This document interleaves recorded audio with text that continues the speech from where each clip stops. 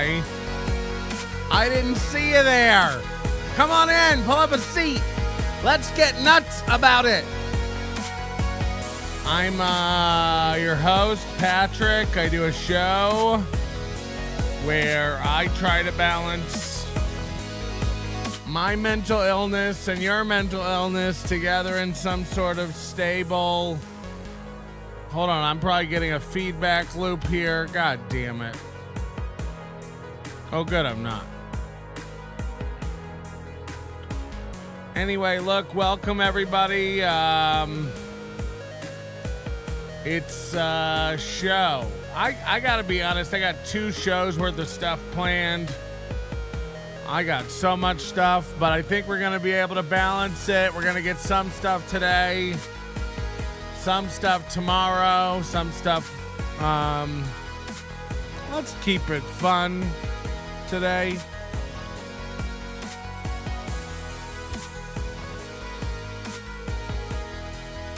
You know, I don't bitch about fans enough. A lot of these shows, they're like, oh, we love our fans. Look, not all of them. Not all of them. And everybody's got like a weird,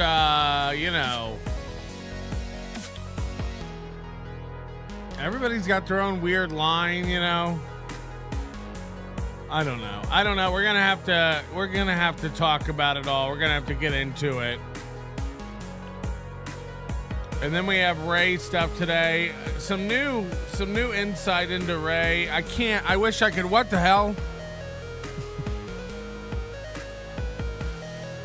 Sorry, that was some home videos. You weren't supposed to see that? Rude. I think I also may have COVID. Long story short, I am feeling a soreness in my throat. And I was around people who were COVID positive all weekend. So I'm hoping it's going great. My back is finally healing. Apologies for last week and the erratic times. Thank you for suffering through those. Some people like the afternoon shows. We're only doing an afternoon show today because I was traveling. And sorry if you're one of the people who tweeted or emailed me. Are you doing a show today? You said 9 a.m. I don't even answer that stuff anymore. No, I didn't. Are you doing a show today? It's like, if you were so into my show, you would know what's going on. I love these people where they send me like long emails and long paragraphs informing me about something I don't know about. And meanwhile, I just wrapped up a show where I talked about it for 4 hours in more depth than they could ever wrap their cerebrums. Cerebrum. The point is, you know, and then they'll go, oh, sorry, I'm behind 4 shows. And it's like, don't email me with your expertise if you're not familiar with what I'm doing. Imagine if you locked yourself away in a lab in the Arctic and for 100 years, you and your family and your team had all been working on a cure for polio. And then you came rushing out in 2023 and go, we found it. And then we were all like, yeah, we already have that shit. So I get all the time people going, oh, W-Man this week, Friday night or Saturday night. Friday night, Saturday night. First of all, I love this. I think W-Man said to me once before, like, if you're bored, you should check out season 2, episode 4 of Community, or I don't know what he said. And I just replied, I'm never bored. Thank you for thinking of me.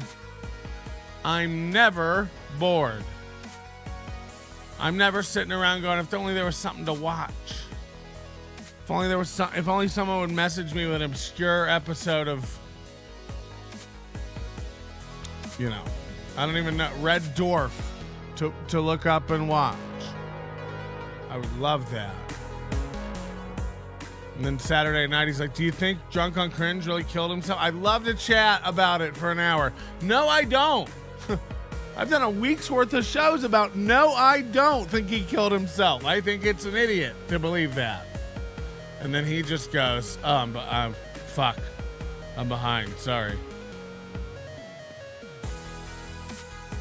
Why do you want to have a discussion with me about it then? You just thought I'd been silent about it for a week? You wanted to get my take on a Saturday evening? I've got a family. We're, you know, I'm never bored. I never want to chat. I never want to chat about, do you think he did it? Nope. Especially after a week of ranting about how, no, I don't think he did, you know? And then you go, oh, sorry, I haven't caught up. I didn't know. And you want to be my clipper. And you want to be my clipper. You know, at this point, I might as well hire Misery Loves Clips. At least they do a good job at clipping. You're not caught up on the show, W-Man. You want to be my clipper? You're leaving N-words in, and you're asking me, what do I think DOC offed himself a week after the insane, stupid rumor? Uh-huh. I know you don't want to hurt your neck, but keep up. That guy doesn't drive me nuts at all. This is what's called good-natured ribbing. And then I had another person who wanted to do my clips this weekend, and I tell everybody the same thing. Citizen M's working on stuff for me, but then Citizen M sent me something this morning that I was like, I've seen what you do for yourself, you know.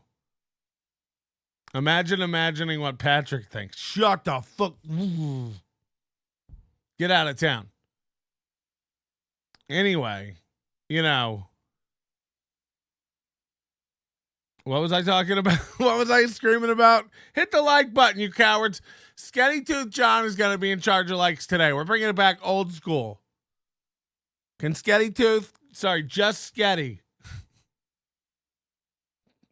You'll always be Sketty Tooth John to me. It was Spaghetti Tooth John, and then it was Dr. Spaghetti Tooth John. I don't even know. The point is, what was I screaming about?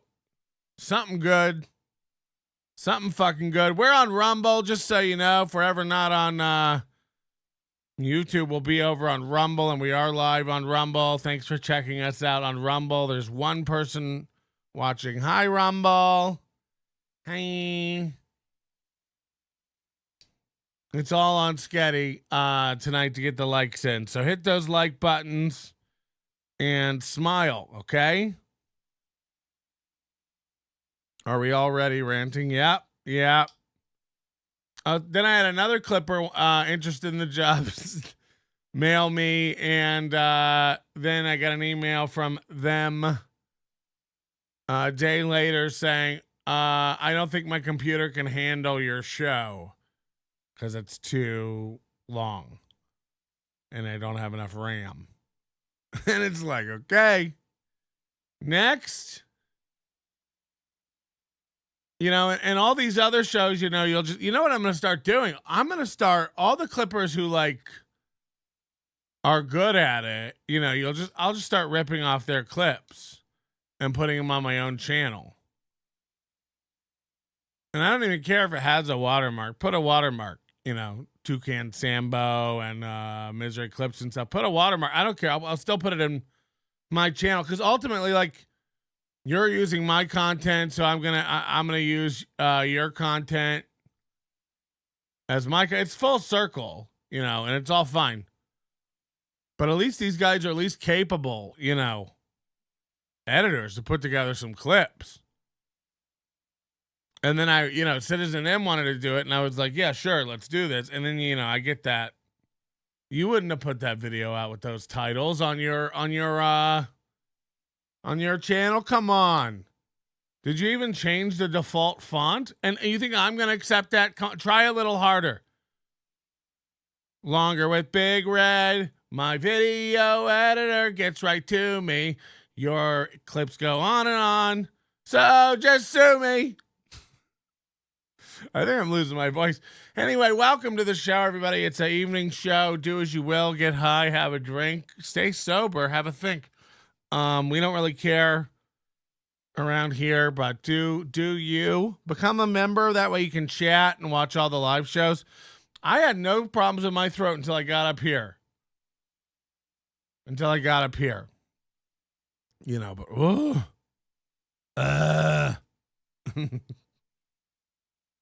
and then I've had to deal. I dealt with half an hour, 40 minutes of fucking Discord drama today. I wonder who it revolved around. Oh, Ian Hawk.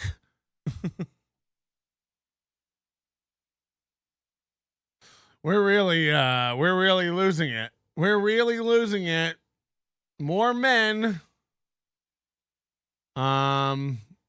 you know, with issues that are insecure and emotional and can't stuff their sorries in a sack.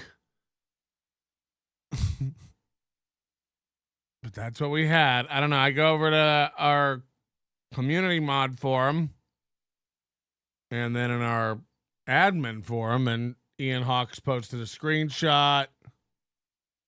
Oh, boy.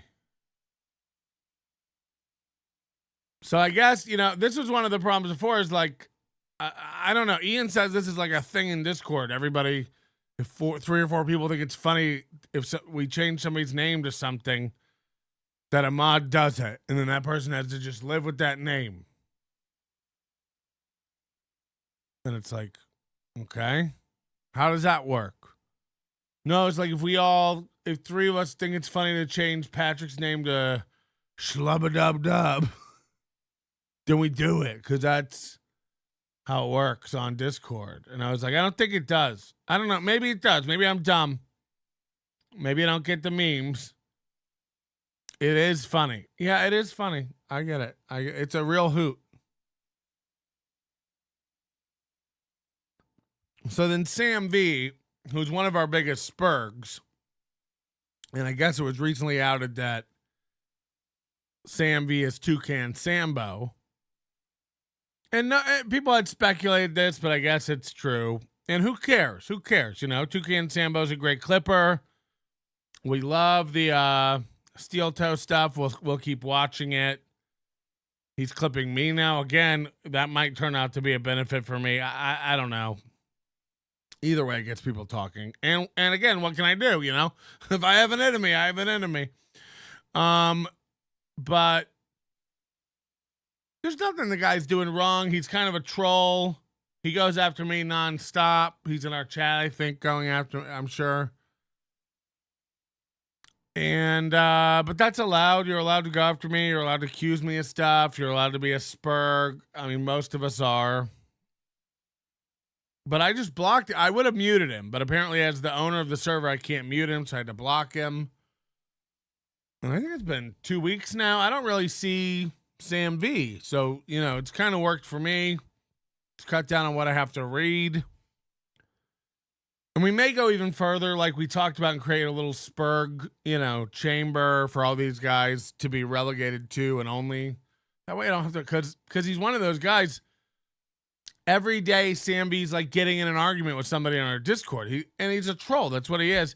And at some point, it is going to get to a point where it's like, all right, well, we either have to ban him. And then that's what they all want, by the way.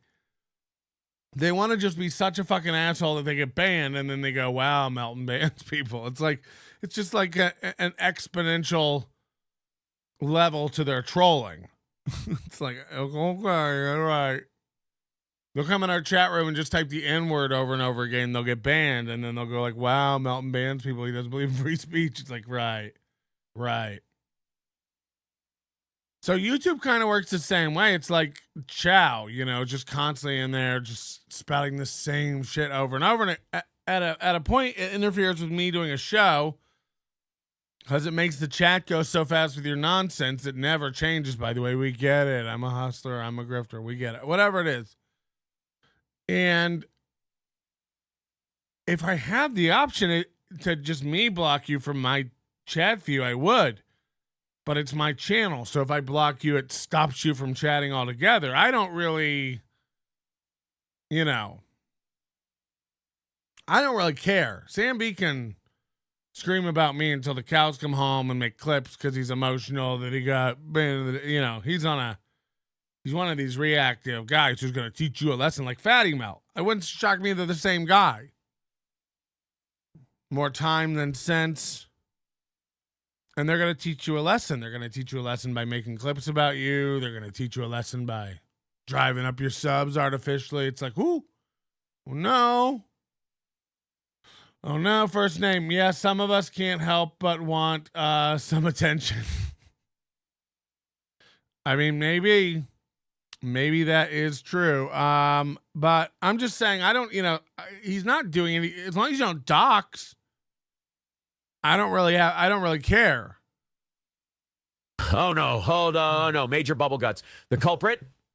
April's Dutch baby apple spiced pancakes. Hold the door. I am going to shit myself.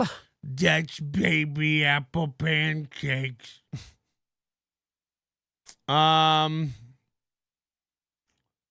First name, yeah, some of us can't help but want some attention. Sam B, can anyone prove I'm Toucan Sam? It's all talk, but no one seems to have proof. Who's got the proof? Where's it at? Michaela, thanks for becoming a member. 5 months. Yeah, that's a good point. I don't know. I don't really follow. Again, I don't follow the Discord closely. I know it's your life, but I thought they had outed you, but maybe that's not true. Anyway, I think the proof is in how much you care. Every time it comes up, you get real weird. Also, you started making clips about me right around the exact same time you got banned in the Discord. So it's pretty apparent. It's like Fatty Melt with the subscribers. You all, I know you all go back to your little shitholes and sit in the dark and think about what you're going to do to get me back. So I'm fine with it all. Clip away. Nobody really cares. But by the way, the misery clips thing, like, do you think I really care about your clips? Clip away. Clip away. My legal team and we've got folders open on my desktop about it. Believe me. I've racked up hundreds and hundreds in legal bills just discussing the piles and mountains of litigation we're going to bury you and your people under. Citizen M outed him. He started the clips when you blocked him, and he was marked as a spur. Yeah, I mean, look, I don't even care, but yeah, it's obvious. These guys can't control. It's all emotional response, so they can't even wait. They can't even wait to do it. They have to immediately go like, "Rah!" And it's like, yeah, that'll get Melton. Spread the good word, friend. And it's great. And by the way, it's one of those things like, what am I going to do about it? What am I going to do if he wants to spend the rest of his days clipping Melton?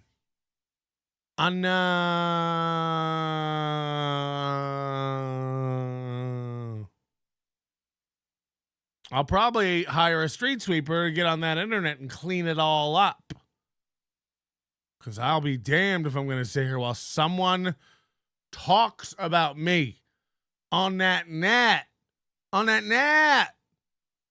the way, did you see Canoe doing stand-up? I was just watching the BS show this morning. And I don't know what's going on over there. They were using OBS and Rumble. And I thought their on-screen graphics were getting better I like those new chat pop-ups they were using. And then today I noticed they were back on StreamYard, and I asked producer Joe, like, back on StreamYard? And I guess I don't know. I don't know what's going on there. I guess there are problems with OBS or something, but come on. You were I thought it was going great. I thought it sounded good and you couldn't even tell if you weren't really looking. But who knows? But anyway, they had a clip, I guess. Canoe and Chrissy Mayer went to LA. I don't really stay up on my canoes. But I guess they did a show with Perry Caravello. And there was a clip of like one of Perry's guys like shoving a fish fillet in his face and then falling off the stage. And then I guess Canoe gets up and tries to like get it all going and back together. It was just like, I only saw like a minute of it, but whew, it was rough. If anybody has that Canoe clip of her doing stand-up, email that in, patrick@nobodylikesonions.com. I don't know how it all works, but I'll be looking at the email today. Send stuff in, patrick@nobodylikesonions.com. We got a full docket. We got a full slate to talk about, and none of it has to do with MLC. Actually, maybe just this little bit. I do think I owe Alex Stein an apology. I don't know how old Alex Stein is. What is he, 30? 32? 35? I don't know. It gets harder and harder the older I get because I'm like an old guy now. Yeah, I feel like, like some of Alex Stein's like solo stuff that he does. I really get a hoot out of. A lot of it is like super cringe, but again, that's the intention. It's what he's trying to do. He's 36. Yeah, I don't know. I don't know if he's just uncomfortable in that like Blaze TV environment. I love stupid Chad showing up and be like, whoa, this is like a big production thing. It's like, wow, Chad. Wow, Chad. Like, I mean, just to not have any inkling of like how big of a company Blaze is insane. But okay, so I do think his he was talking today, but I talked to him. We texted a little over the weekend. I think he said I had some good points, but I think he was kind of hurt. But I was probably harsh. I got to be funny. But I was thinking it's probably a little hard on him. We cut that show off before he went on most of his major trolling of Chad. And when you go back and look at it, especially with Carl made a clip, WATP Carl made a clip where they broke down pretty much part of Alex Stein's show and like pointed out individual trolls and stuff Alex was doing. I thought it was good. I thought it was pretty good. And going back and watching those moments, I think there was a lot there. The way the shows, do I think it's a good fit for Alex Stein's show? No. Do I think it was a mistake? Yes. What Kevin was saying today, I think makes a lot of sense. I bet Chad saw Chrissy at that comedy club, contacted the comedy club and said, if I get on Alex Stein's show while I'm there to promote, can I get a weekend? He went to Alex Stein and goes, hey, if I get a weekend at this club, can I come in and do the show while I'm there? And then used both against each other to get the other thing. That makes sense. Because what other clubs is Chad in California next week? No. Is he in Tacoma the week after that? No. Is he in Indianapolis? No. Is he in Chicago? No. Is he in Kansas City? No. Is he in Tucson? No. He's only in Florida at shitholes, one-nighters, his home club Side Splitters, and this random club in Dallas, Texas he's never worked before. Right. Okay. Steve C. Is it just me or is the Mike, Ray, Shuley, Chad, John getting old? It all feels redundant. Yeah, I mean, we just have to like balance it. But I do think Alex Stein's got a lot there. I don't think he I don't even know how to like say this. I don't know if he's got the right production people around him, writers around him, someone who knows how to take what he is and kind of focus that energy into a show. That cold open was rough, dog. And I know he's like, oh, well, you've done it forever. Of course you could. It's like, I don't know. Maybe you're not supposed to do cold opens. You're not like they took a guy who runs around in pantaloons in public forum meetings, town halls and the ilk. And, traipses through there with a Speedo yelling about how his wife's getting dorked out by some Mexican dude. And that Mexican dude should be able to have a driver's license and a bank account. Real cuck stuff. But that's the stuff. And some of it's very funny. But then when you take that and you're like, all right, you're going to do a cold open now and have guests and be political. It's like, even though there was like a political tinge to like what he was doing before, it's not, I don't know, it's not really like corralling his talent or his ideas or it's not translating. I'll tell you that. I don't know. And then he told me to watch the show this week, that it'll be a lot better and that I have to watch this week and give my thoughts. But, I don't know if I do. I don't even know if I do. It's just, here's what I do know. There must be nobody on that team with any idea what's going on. Just to do the caption contest and not have the captions on screen while the photos. I'm not kidding you. I could produce Alex Stein's show better alone with Alex than that team of people he has there. I don't even know. One guy's reading super chats off his phone. They're doing a caption contest, but they have to keep switching to screenshots of the cap. I mean, just lazy. What is everyone doing all day? You want to, parade the trans out with the credit card on the string for a 30-second bit. That's fine. The fat porn star girl. I don't know what's going on. It was wild. It was wild. And if you boiled that down and made it tight, that kind of show almost has to be taped until you're good enough to do it live. That I thought it was taped in the beginning, but then when you watch it, it's like, oh no.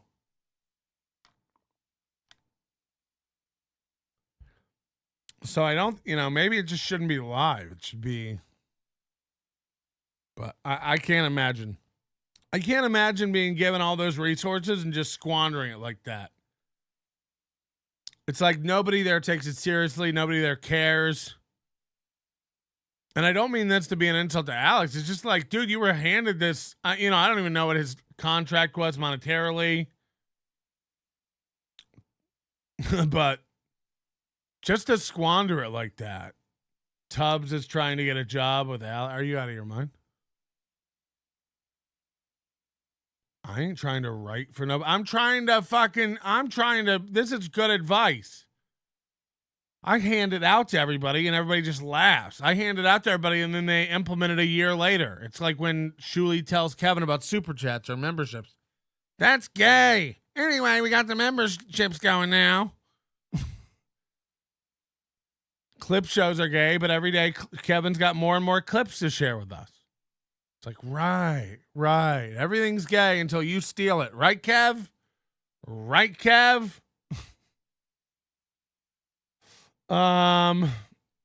Melton, I love you, but you're out of it. Hold on. What is this? Yeah, I'm out of it. I know. Alex is trolling on a level you are nowhere near. I know.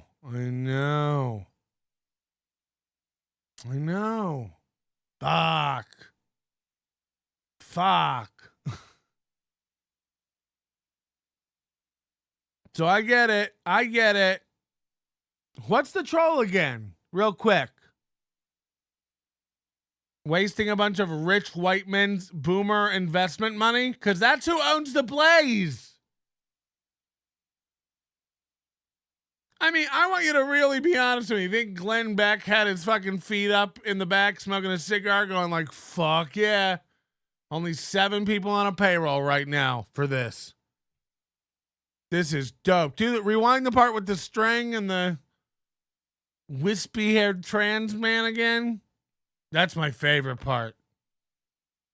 Do the part where the woman gives Chad a hand job under a pride flag for no reason while you guys eat bugs. What an epic troll. I know it's on a level I can never even imagine. I know. Fucking bringing up Klaus Schwab to Chad. What an epic troll.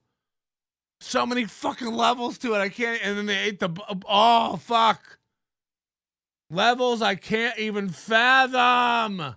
Because the bugs and the troll and the ignorance and the Chad and the bugs. Yeah. It's genius. I wish I got it. Or we can acknowledge what it is and acknowledge what it's supposed to be and try to steer it towards.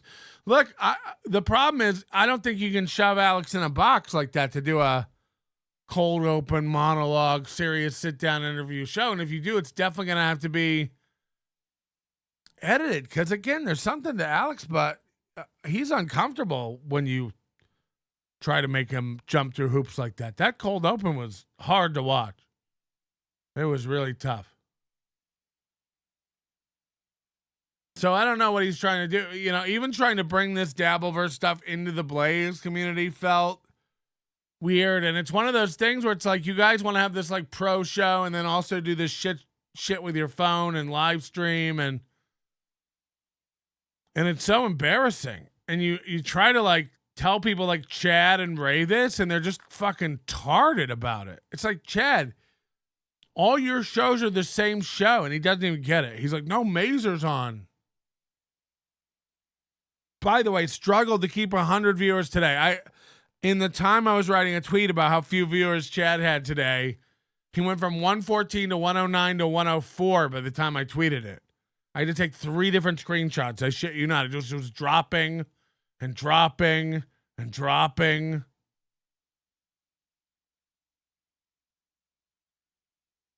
I liked Alex's cold open. It reminded me of Jerry Springer's last word. No, it didn't, because he wasn't confident and he mumbled through it. It was Mumble City. Go back and watch it. And the minute we cut over to him on the chair, it was like high energy. Bam! Welcome to the show. And it's like, where? No, that needed to be in the cold open. Hi, everybody. Welcome to Prime Time. Stein. Are you? So it's like, tell yourself anything you want, Chad. All your shows are the same garbage. And anything where you refuse to mention drama or shit talk gets no views. No one's interested in your pontifications about football or old films. Even Earl Skakel can't be bothered to come back for another episode. It's garbage. It's garbage. Earl Skakel has 11 Patreons, and he's like, I'm good. I'm good on working with the Mud Shark. And I know now that I said that, you'll run back and do another ep with him. But, you know, that's classic predictable Chad. Classic predictable Chad. But, you know, you tell all these guys, like, it's important to differentiate your brands if you want people to. It's like Ray does this thing now where he's like trying to get on serious guests and stuff. But if you can't get him on, he'll happily just send anybody the link. He'll openly admit, like, I don't know who that is, but I'll send him a link. I'm sure they're a great person.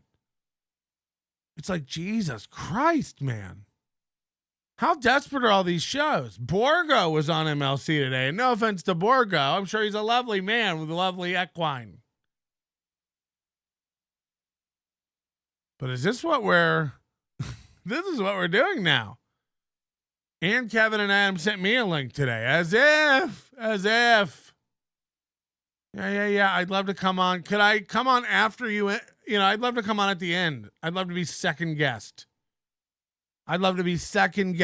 After Borgo. Yep, send me the link. What is going on here? Steve C. Smelt is jelly. He wishes he was a tick on a stick. Well, that's pretty good. Can I trademark that? Dick on a stick. I know. I'm jealous of everyone. I know. I wish I could shut this down and just be on somebody else's thing. That's the way I live. First of all, I don't even know how many people the Blaze has, but it's got to be massive compared to any YouTube audience Alex Stein has. So it's like, cater that show to them. Cater your Blaze show to them. Put that on YouTube and have it be the Blaze show. Political. You can have comics on, but they got to be, it's got to be like Red Eye or whatever the Gutfeld. They got to at least know what the fuck they're talking about and have some political jokes. Chad doesn't know anything about anything. People say I don't know about football, so I admit it, but people who watch Chad's football show say Chad doesn't know anything about football that's not 12 years outdated. So tease me all you want. I don't do a football podcast. Chad does a football podcast. People say he doesn't know about football.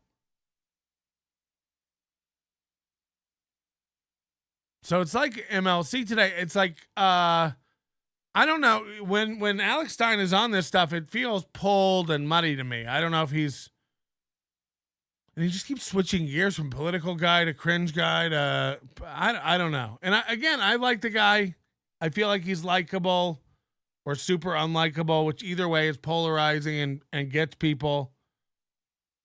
But I'm a fan. I laugh at the stuff he does. I laugh at the hot dog thing, the Brittany Griner thing, the whatever. It's like, all that's great. I'm a fan of it. Don't expect anybody to ever take you seriously, but if that's the brand, you're killing it. It's great. And I cut the Chad show off too early and wasn't fair because the going over his credit card thing and all the stuff about women, it was just great. It was better than it started. And again, if that was edited down to like a pro show, it could have been great. But you didn't introduce Chad to your audience. You didn't tell anybody what was going on with the Dabbleverse. You started talking about Christy and Frank. We had no idea what was going on. A whole control room of people with no ideas about how to present the show or make it look nice or control the aesthetic or have the graphics prepared, reading chats from the phone. I mean, it's a shit show. It's a shit show. And everybody over there who calls themselves a producer should just fucking walk. You know what? I have no professional training in any of this. What's everyone doing? It's a garbage fire over there. Whole room of control people just talking over people, laughing in the background, fucking shit up. No, it's great. It's one of the best podcasts in the world.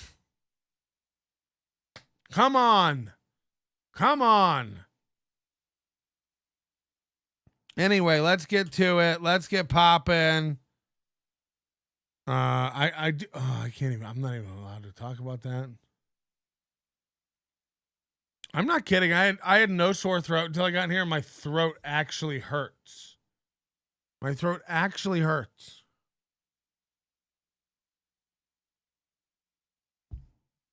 What's wrong with me?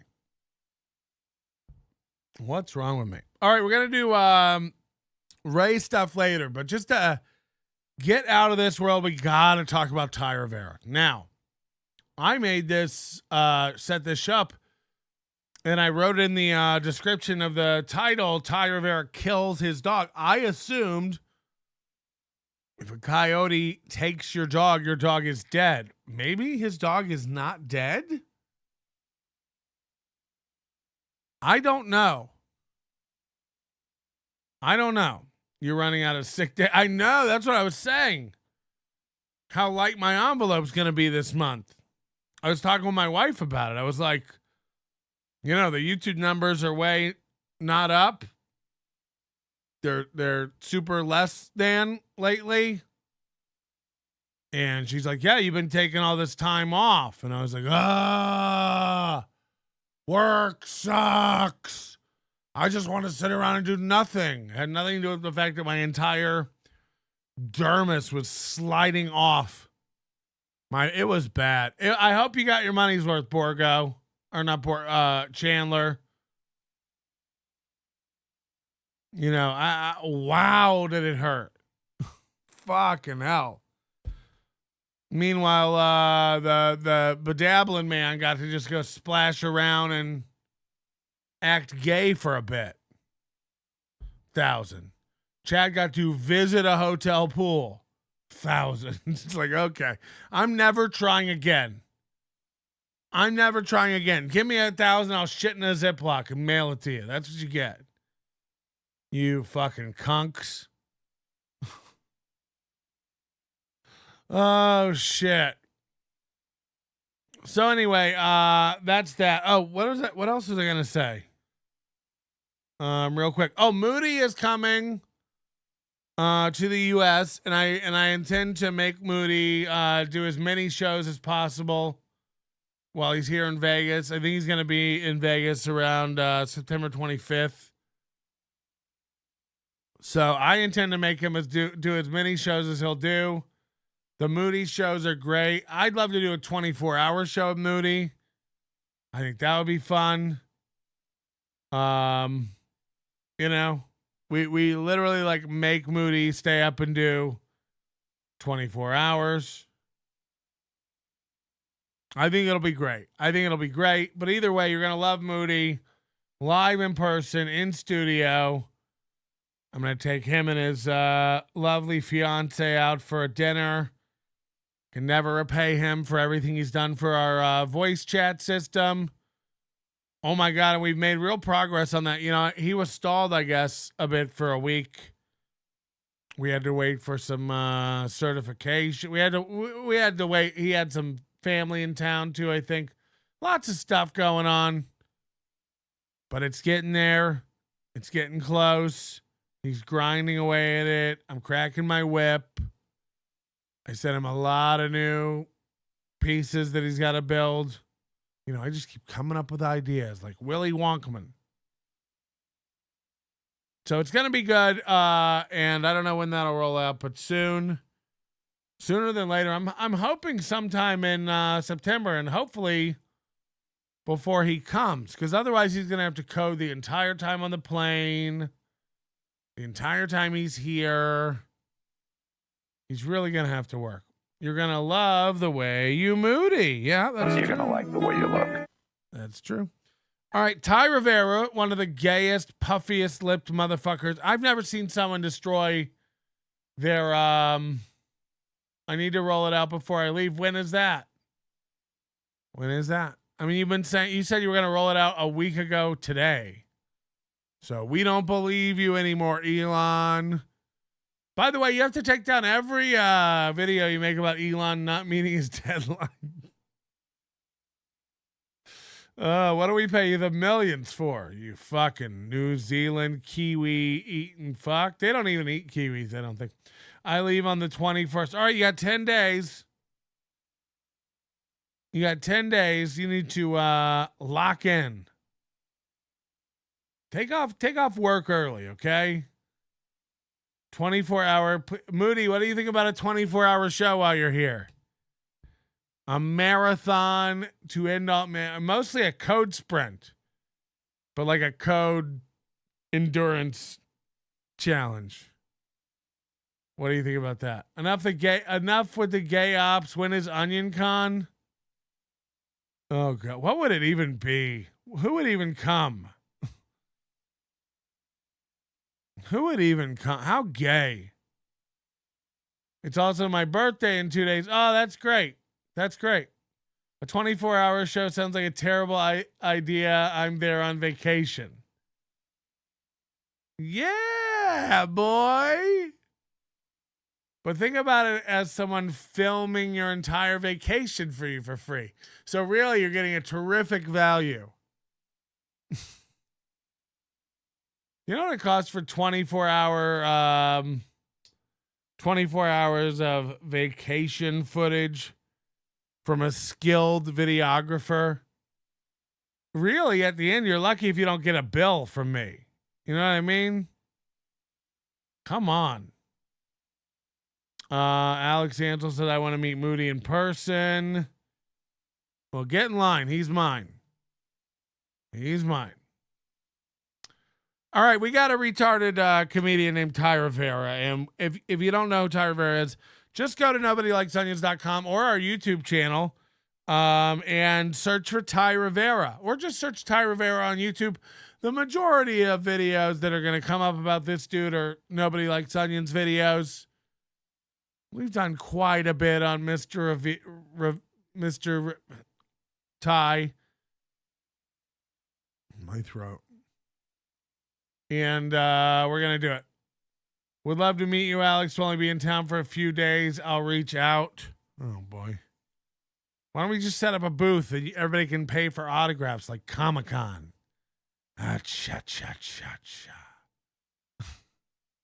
Take me to the Rivera. All right. Here's what he looks like.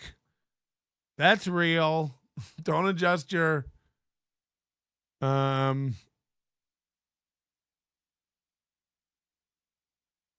wanting desire to kill yourself.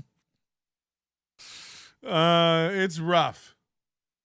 But Ty has a little dog named Bijou. We've offered money for Bijou's teeth.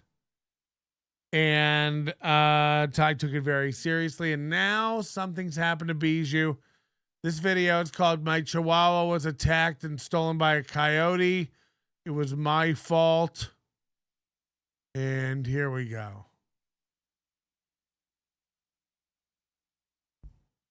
A lot of you will wonder how I can be as calm as I am right now. Oh, the dog's on the bed. A coyote just and ran off with Bijou. A lot of you will wonder how I can. So the dog is on the bed. So the dog is fine, apparently, which is a giant, giant relief. I do want to say, like as much as we would tease somebody about losing a pet, this would be awful. I didn't like it when it happened to Jessica Simpson, and I wouldn't like it to happen to Ty. We all love our animals. We all love our dogs. I imagine so many nights after bullying, Ty would go home to his little dog, and this dog would comfort him. Ty had two dogs. Yeah, just for some people know, Ty had two Chihuahuas. One was so badly behaved, and he couldn't get it trained that he gave it away. This one he will leave inside with a litter box for a day and not take it outside. He travels places with it that he shouldn't. I mean, this thing is an abused meatball. He feeds it garbage, whimsies, alligators.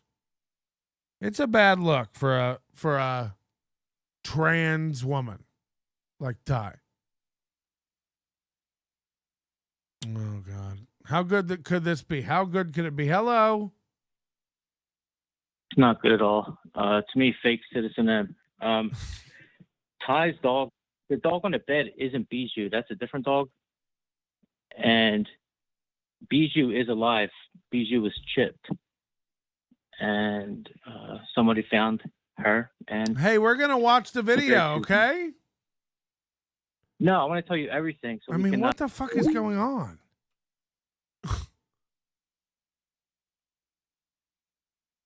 I mean, Jesus Christ. Like, look at them, imagine my embarrassment.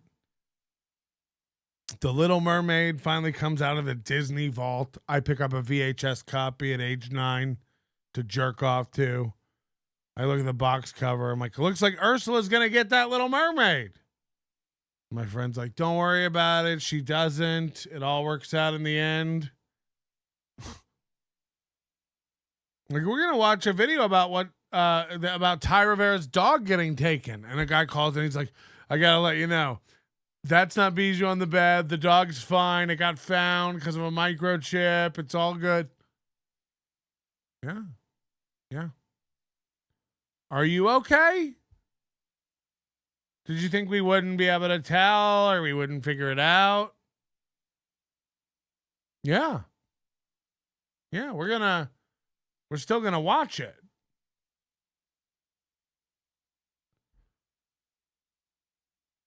Here's what I don't get. You all love comedy shows, right? You all love comedy shows, and then you all like nobody, not anyone has comedic timing or anything. Everyone thinks whatever they do is a hoot. You know, we'll have like 5 bad calls in a row, and then somebody's like, I'm going to do it. I know we've had 3 fake Citizen M's today, but I'm going to call in and do mine. It's like, let us have a journey, shall we? Can be as calm as I am right now when such a terrible thing just happened. Ty Rivera has learned how to edit and cannot stop trimming out every second of silence and constantly jump cutting and zooming in and out every video he ever does. It's because I'm a sociopath. Everything bothers him. What's up, everybody? Ty Rivera here, the absolute best LGBTQ comedian in the world. In the world. So, In the half world. joking on that In the first world. part. In the world. But In the I'm world. gonna tell this In the story. world. Sorry, In it's the a world. mess in the background. In case you can't tell by the title of this video, things haven't exactly been normal around here. And I'm gonna try to get through it the best that I can and talk about it in the way that I talk about things, and maybe you guys can get a better idea of... What if I started every show and I was like, guys, today I'm going to be talking about things in the way that I talk about them. So strap in.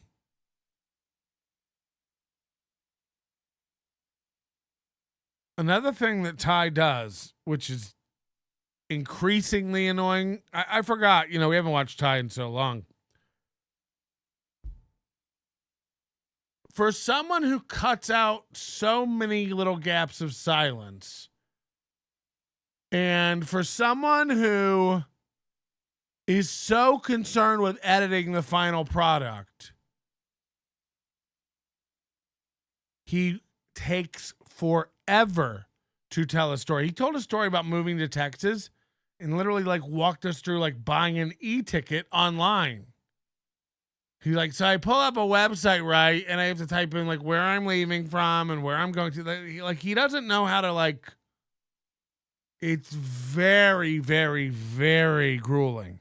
Of my exact connection with this little dog. That little dog right there is Lindy Pants, otherwise known as Lyndon. Since we live in Austin, is named after Lyndon B. Johnson. So hold on. He had 2 dogs in Vegas. He gave one away. And now he moved to Austin and got another new Chihuahua. I've never seen Lyndon. I've never seen Lyndon. But finally, we're going to hear about it from Ty Rivera in the way that Ty Rivera likes to talk. So that's great. That's great. And Greg Edwards has it. It's a normal rules, right? Normal rules. You don't have to put a sign beneath a stop sign stop at this one. This one's for stopping. Because I got him and was thinking that I would name him Austin. And I was like, that's basic. And so then I decided on Lyndon. And Lyndon is where we stayed. Right, Lindy Pants? Right. Okay. So Bijou has been my puppy for the last 10 years. Just to give you a little bit of background, I got Bijou as a gift for a guy that I was engaged to back in 2013. Obviously, that fell apart. We got her at 6 weeks old. One day, we The editing is enraging. were driving home from his softball game, and I was like, there's puppies for sale right there. If they're cute, we're gonna buy one, and that's gonna be the end of it. It was Cinco de Mayo 2013. We go across the street, we pull up, turns out they're little Chihuahua puppies, and there was Bijou and another one. And as soon as he pulled out Bijou, she was so cute and little and brown like me, and He loves this fake. It's a forced fake laugh. It's uncomfortable for everyone who sees it. Oh! I mean, I just laughed at my own thing, but that's a genuine laugh. I never go, oh. So just real quick. as he pulled out Bijou, she was so cute and little and brown like me, and Now that's an edit. So he did that on. How often do I belly laugh at myself? Ha ha ha ha ha ha! From the diaphragm once more for the edit. Bijou. She was so cute and little and brown, like me. And Ha ha ha! Ha ha ha! I was just like, yeah, that's going to be my puppy. But I had planned it because he had been saying he wanted a dog. And I had read that a lot of times people will get rid of new puppies because they have trouble housebreaking them. And that frustration will eventually lead to them getting rid of puppies. So I made a plan where I would not be working for 2 weeks. So we get this little dog. They tell us she's 6 weeks old. I didn't know that you were supposed to wait until 8 weeks. This is my first time getting a dog Minimum. as an adult. So Right, that's no excuse to rip a puppy away from its mother before it's ready to eat solid food. Like, and by the way, what are I don't know. I don't even know. I don't even know. I love people who get dogs and have no idea about dogs. They're like, whatever. Put it outside, bowl of water. What's to know? within 9 days, I had her litter box trained. Originally, I had her going potty outside, and then I litter box trained her. I decided that He leaves his dog alone for like days at a time while he travels and does comedy. So it just shits inside of his house. was the way to go, because with small dogs you can do that. And I loved her so much from the beginning. I kept her with me the whole time for that first 2 weeks, and I mean the whole time. I went anywhere, I had a little dog in my arms. And I ended up taking her when we broke up, but it was because he wasn't sure if he was going to be able to keep her, and I wasn't going to have her end up in a pound or with some random person. So The jumping and editing is so off-putting. It almost makes me seasick. It almost makes me seasick. I took her with me. We went to LA. I could have stayed with friends in LA, rent free or paying very little rent. But Bijou was a little puppy and she really likes securing the perimeter. That's her thing. And they had other dogs. And I needed Bijou to be able to roam however she needed to roam. So I got us a studio apartment, and that became Casa de Bijou. And I spent so much time with Bijou. When I would go on the road, a lot of times Bijou would come. Like, it's not natural to have no pauses in your talking. And the time spent to edit this, it really is insane.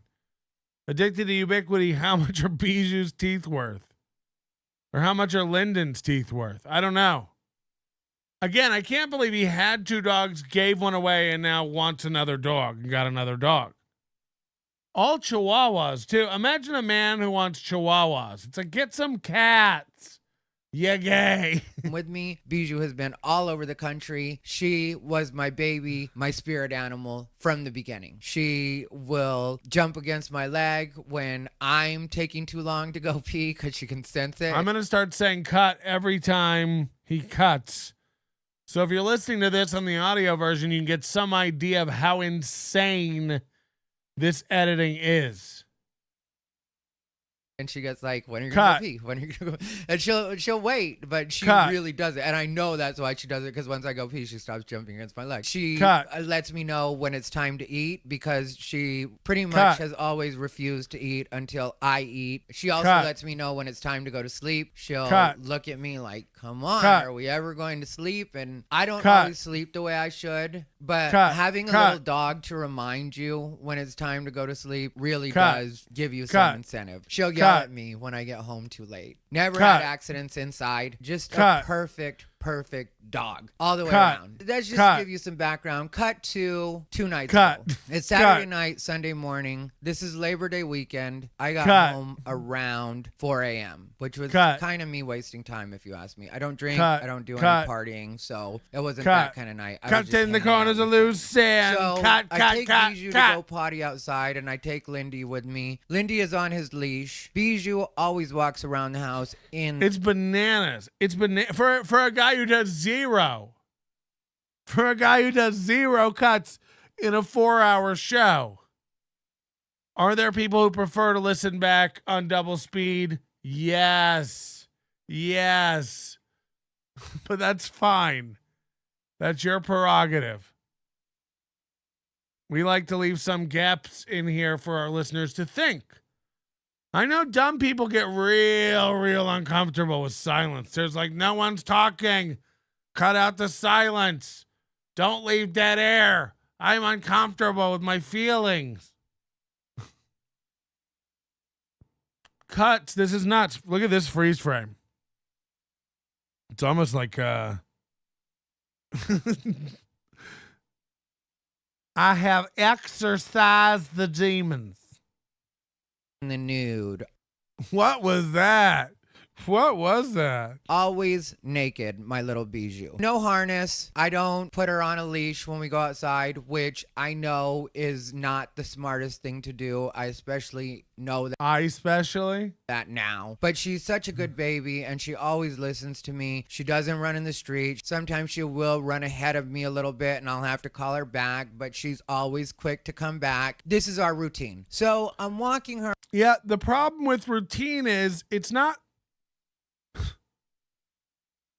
You never need your dog to not panic and come to you when it's routine. When a coyote starts chasing your dog's going to run. If your dog's not trained, when your dog sees a bug or a rabbit or a lizard or another dog, whatever it is, it could take off and run. It could accidentally dart out in front of a car. It could. So I do, as someone whose dog is almost better behaved off leash than on leash, I get it. But you going like, she never did that before. It's like, yeah, you and every pit bull owner love that bumper sticker. I can't believe I never seen nothing like it. Oh, really? A coyote doesn't normally grab her and run into the woods with a snack? Nuh-uh. Oh, good, because I think you were retarded if this happened daily. It's like, no, duh, this never happened. It's like you stopping wearing a seatbelt and going, I never even been in an accident. God damn, that was rough. I never expected it because I ain't never been in no accident before, but this time I was, and I didn't have my seatbelt on, and it was crazy. Yeah, you're dumb. You're dumb. Around the apartment complex like we do every day. We walk through the front, then we get to the side. Lyndon goes poop. I was happy about that because he's really picking everything up well. And this is where I hate to. You think pooping is a skill or a trick? Lyndon went poop, and I was happy with that because he's really getting it. He's starting to get it. Food goes in, it's got to come out. Don't just try to spit it out of your mouth. It's got to go through your stomach and butt, and then it's got to come out on the grass. Admit that I wasn't paying attention to Bijou. I'm so proud of Lyndon for pooping. I mean, try to teach a dog to not poop. I'll wait. Bijou was a bit ahead, so I log on to Grindr. Bad dad move. I know. Jesus Christ. You watched a dog shit and you were like, ooh, speaking of assholes opening up, big enough for Brown.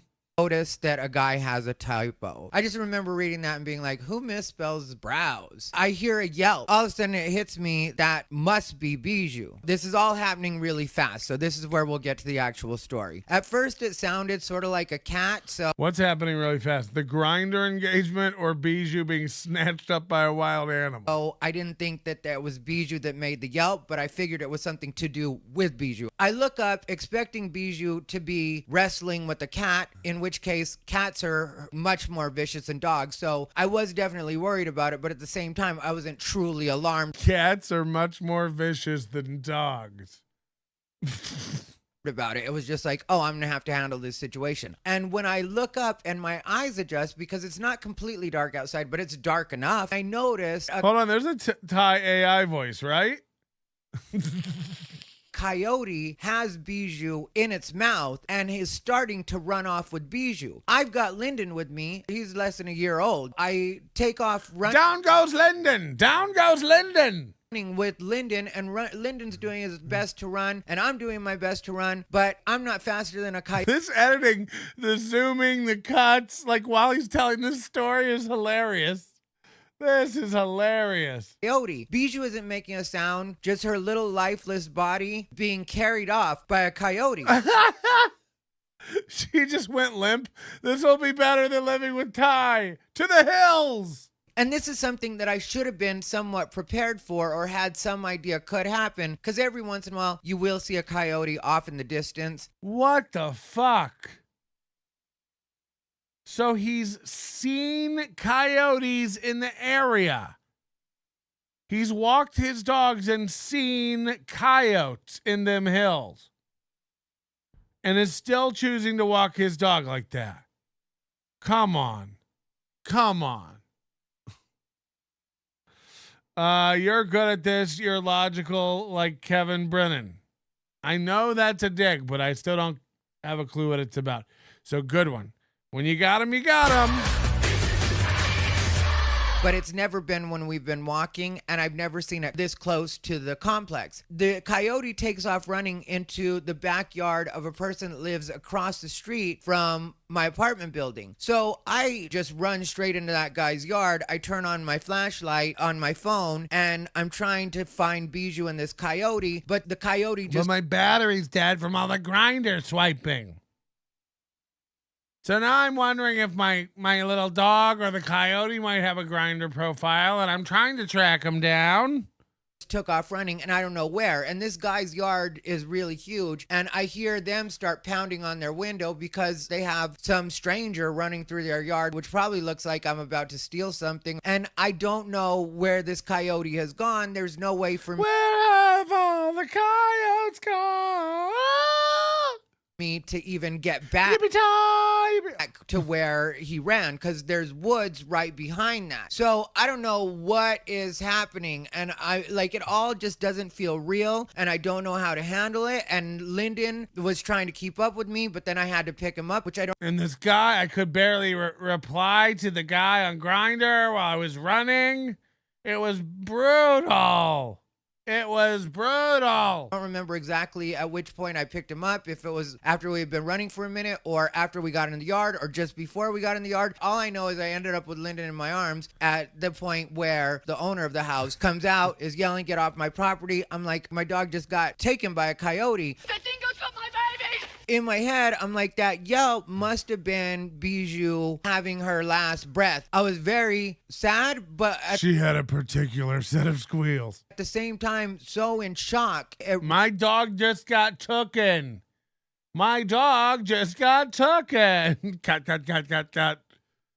I barely had time to edit this video. I was so shook up. Really felt like a bad dream, because this is truly the worst. How does he decide when to cut zoom or when to like slide zoom? I love that. Worst thing that's ever happened in my life. But at the same time, I was very guilty because I should have been looking. I have a responsibility to take care of her. Windows movie maker, Ty Rivera. I was supposed to be a better dad than that. I was instead looking at Grindr, and I didn't know what to do at the time. I called my... I was looking at wieners when I should have been looking at dogs. Dad. The guy's still yelling from the yard, and I got out of his yard, but I was telling him I just want to find my dog. He didn't want to hear anything. Yeah, that's what meth heads scream. Sir, why are you on my roof? I'm looking for my dog. Of it. And at a point, I see a coyote. I don't know if it was the same coyote come running out from another part of Hey, have you seen my dog? His yard, or maybe just past his yard. I'm not sure where the property line is, but I just saw a coyote come out. He gets in his truck at a point and parks his truck with the lights on high beam in front of his driveway, so I can't get back to the yard anyway. So I took Lyndon upstairs, and then I decided to go look for Bijou because... Holy shit. Holy shit. That's wild. He's like, I went home, I made a fresca, I defrosted some steaks, I watched a couple episodes of Community, one Mindy Project, and then I got right back out looking for that. I love that dog. Even if she's already dead, I want to Hold her bones and make them into a necklace. give her a proper burial, not just leave her body out in the wooded I mean, the body's not gonna, the dog's gonna eat, the coyote, you know what I'm saying. area or in that guy's yard. I have my flashlight on my phone, but that's all I have. I don't have another flashlight, which that's something I need to do is I've been meaning to get a flashlight and a coyote-proof dog. 2 things to put on my list. get a real one. And I was calling for her because in my head, even though I saw the way it went down and I saw her little lifeless body in the coyote's mouth, it wasn't like she was squirming. That part was really, really hard for me. It's really hard for me even right now to remember because of the way that it looked. But he did split this up into 2 monetized videos. That's how hard it was for him. If you want to see how hard it was for me to continue telling this story, check out this video here or subscribe over here. If you want to see how crestfallen I was when my dog got dragged into the woods by a wild beast, subscribe here or hit the like button here. And it was just, yeah, that was bad. So I almost couldn't put in all these transitions. My fingers are sore. So I'm not sure what to do because the worst I kept crying on the keyboard editing this video. I was just getting so much moisture into the keyboard. Why Bijou JKL? Why Bijou JJJJK? nightmare It's an editor's joke. for me would be if she was out somewhere gasping for air, having her last moments, and I wasn't there to try to Gasping, having her last moments. Is this, what is this? What is this? Boys in the Hood? Ty. Ah, the coyote got me, Ty. And no, they got eaten alive. They get eaten alive. They don't gasp a last breath while they think about their dad. console her, or of course I would immediately take her to an emergency hospital no matter what she seemed like. And so at that Take her to a Chinese restaurant. point I really was like, okay, well, I heard the yelp, so she just died right there in that moment and it's over, so at least she's not out there suffering. But I don't know that 100%, so it was still real heavy on my mind. So I come upstairs. I went back upstairs, watched 3 more episodes of 2.5 Men, put back on my Keds, and headed out for a third time to look. And I think for a second, and I'm like, I still just can't leave her out there like that. I still have to at least look for her. So this time I go outside, flashlight again, try my best. Imagine if he keeps going in and out. He gives up and he gets back inside. And he's like, no, I better go look again. It's like, stay out or give up. Stop going in for tea. Like, what are you? So I went out again. Calling her name, go to all of the entrances to the apartment building because there's ways that we come in through the apartment, and I'm thinking, what if she was able to limp away and she's trying to get in? Right. He was just playing with her and then he let her go. So I looked at all the entrances that we go to. She wasn't anywhere. I went to her favorite gym, pizza place, daycare, nothing. I went to the Pinkberry. Again, went to the wooded area. And then there was a point where I was like, I'm just looking crazy now. I just need to accept she's gone. But I'm still in shock. And I still can't believe not more than 2 hours before I had the most perfect dog in the world. No, you didn't. No, you didn't. A perfect dog could kick her way out of the jaws of a coyote. And now a coyote killed her and it's my fault. So then we get to like 8 in the morning and I'm like, I just need to go to sleep. This happened. It's terrible. I'll be thinking about it for the rest of my life, but I will remember you. need to go to sleep. And that's when it really hit me. Because the editing makes it hilarious. The editing makes it really funny. Let's be honest. Regular ritual for the last 10 years is I'll get in bed and then Bijou crawls in bed. She gives me a kiss goodnight. And then I say, do you want to get under? And I lift the blanket and she gets under. Then it really hit me. And then I started crying. I started crying a lot because I was just like, I'll never And then I was like, if I'm going to cry, I might as well go back to editing videos. get another kiss goodnight from Bijou. I'll never have her under my blankets again. So I went to Giving me that sweet, sloppy top. Am I right, Ty? High five. sleep knowing that Ty five. I had really messed up. Hi, this is Sarai calling from Avid, the pet microchip company. I'm calling in regards to Red Chihuahua by the name of Bijou. We did receive a call that Bijou has been found. If you can please... Bijou's been found, everybody. If you want to see what happened next, head to my next monetized video about my dog's tragedy. Hi, this is Sarai calling from Avid, the pet microchip company. I'm calling in regards to Red Chihuahua by the name of Bijou. A red chihuahua by the name of Bijou. We did receive a call that Bijou has been found. If you can please give us a call back with reference number of 534-495. I don't know what kind of sick game this is that the microchip company is playing. Everything bothersome. It says part 2 tomorrow. But this is the beginning of the second video. So that's what a good editor he is. This is part 2. What's up, everybody? Ty Rivera here, the absolute best. Whoa, calm down, sailor. We got plenty of time. Where you headed, big boy? What's up, everybody? Ty Rivera here, the absolute best LGBT in the world. Beloved chatter, how much to turn over a square on the Bijou wall? Ugh, I can't believe this dog's teeth are still in its little dumb mouth. LGBTQ comedian in the world. I fell In the asleep world, around in the 10, world, in and the then I woke world. up around 2, and then I got a call from a 951 number because it came up as Corona, California. I was thinking it was like one of my friends from there. Again, all this is to explain a phone call. We don't care.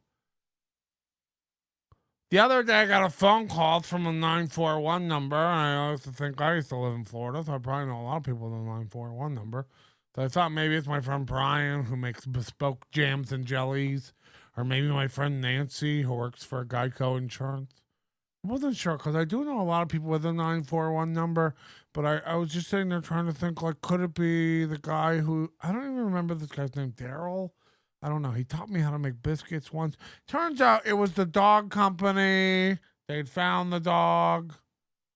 It's like, what? You're editing. Edit all that part out.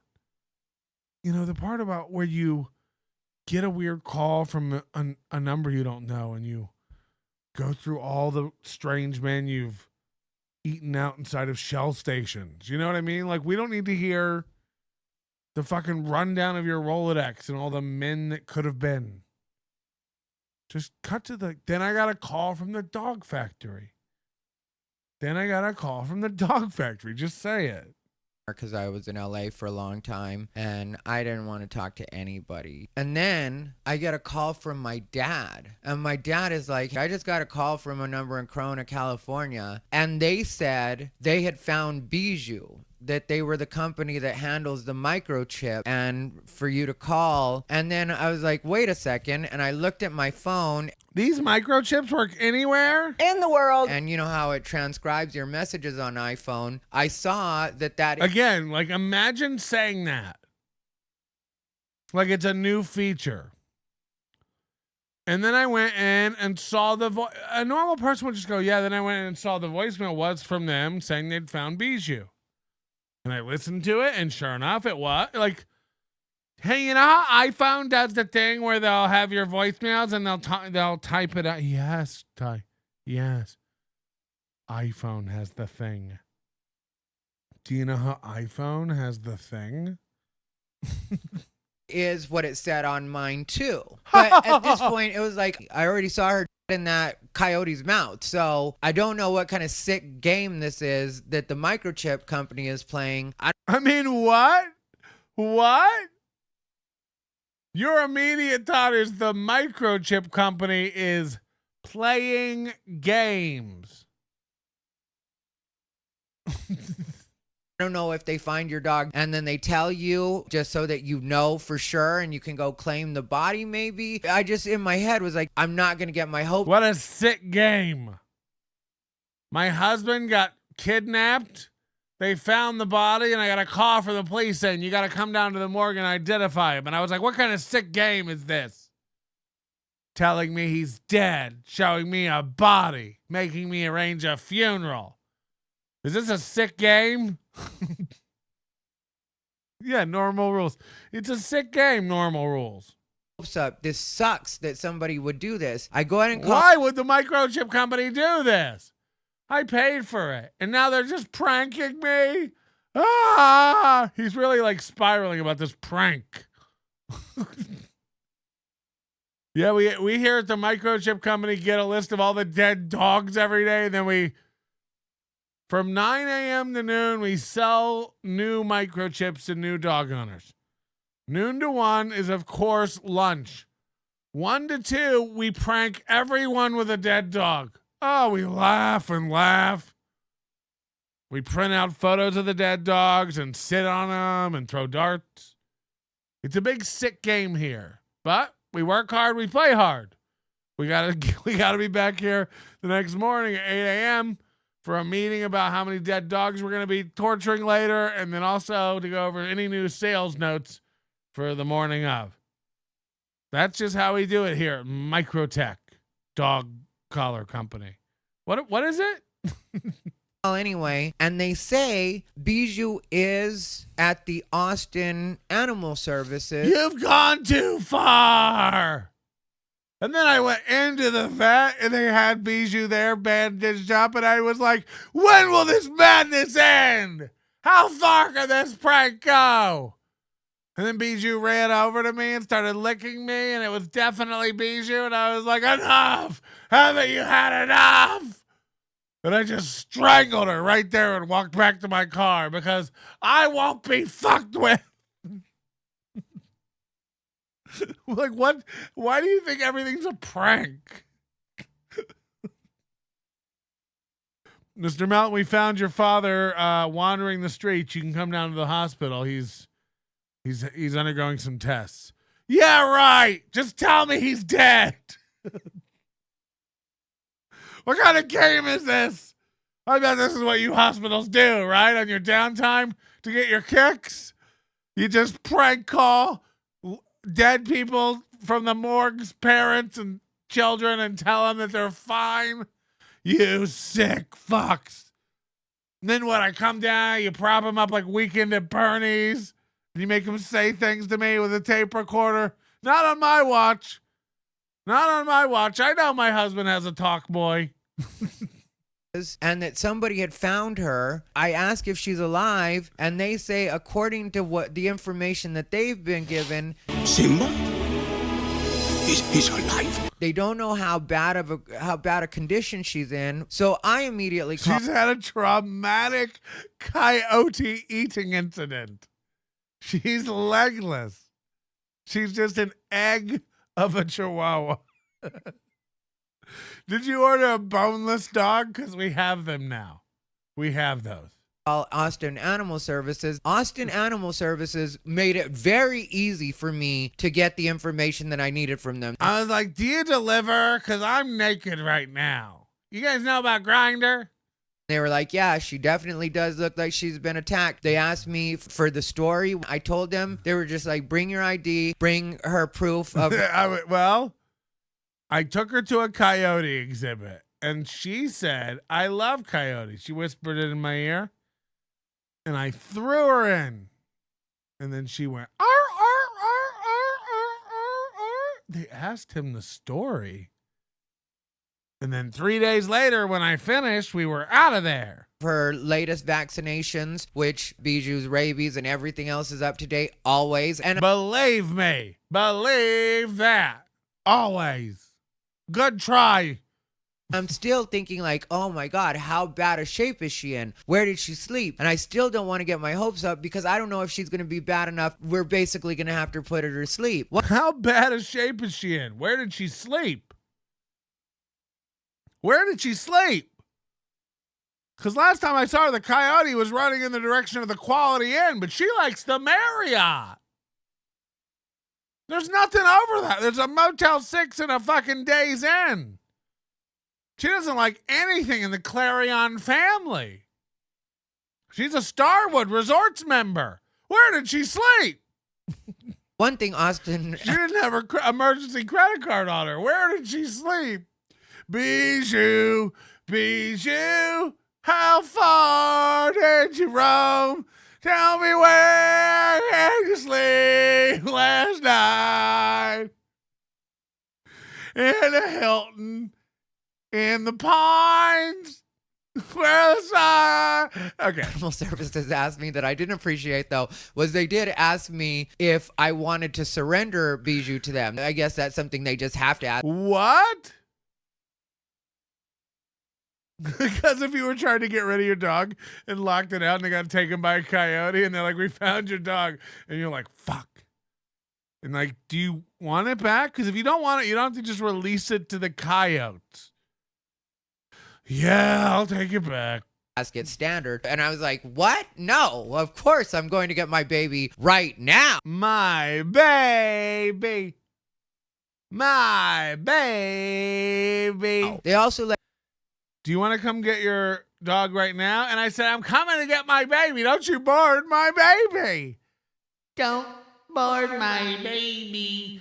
Please don't board my baby. I'm coming to get her right now.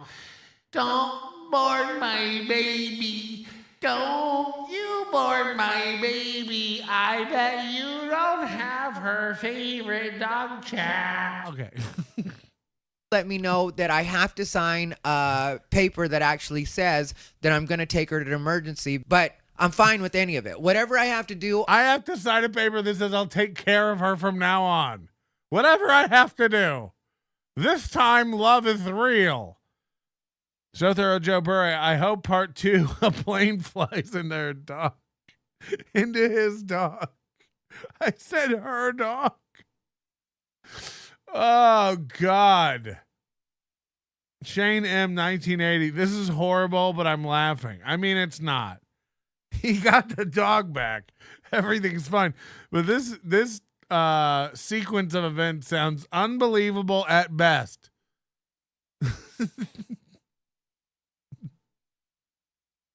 I'm going to do, but it all still feels not real. And so I get there. Just got news that Still feels real to me, goddammit. my Bijou is alive. Again, he's going to pick up his dog and filming it on the way in. You know. Very weary of this idea just because my son got killed last night. And Is he baby talking to his phone? I'm going to get my Bijou. I got a call. My little baby was taken from me last night. they say, so I get there. Just got news that my Bijou is alive. He is baby talking to the camera. I just got word that my Bijou is alive. Very weary of this idea just because my son got killed last night. I'm very weary of this idea because I saw her get killed last night. Oh, God, I'm hard. And they say that she definitely does have damage. They bring her out in a cardboard carrier, so I can't see her. And They brought her out in a Happy Meal.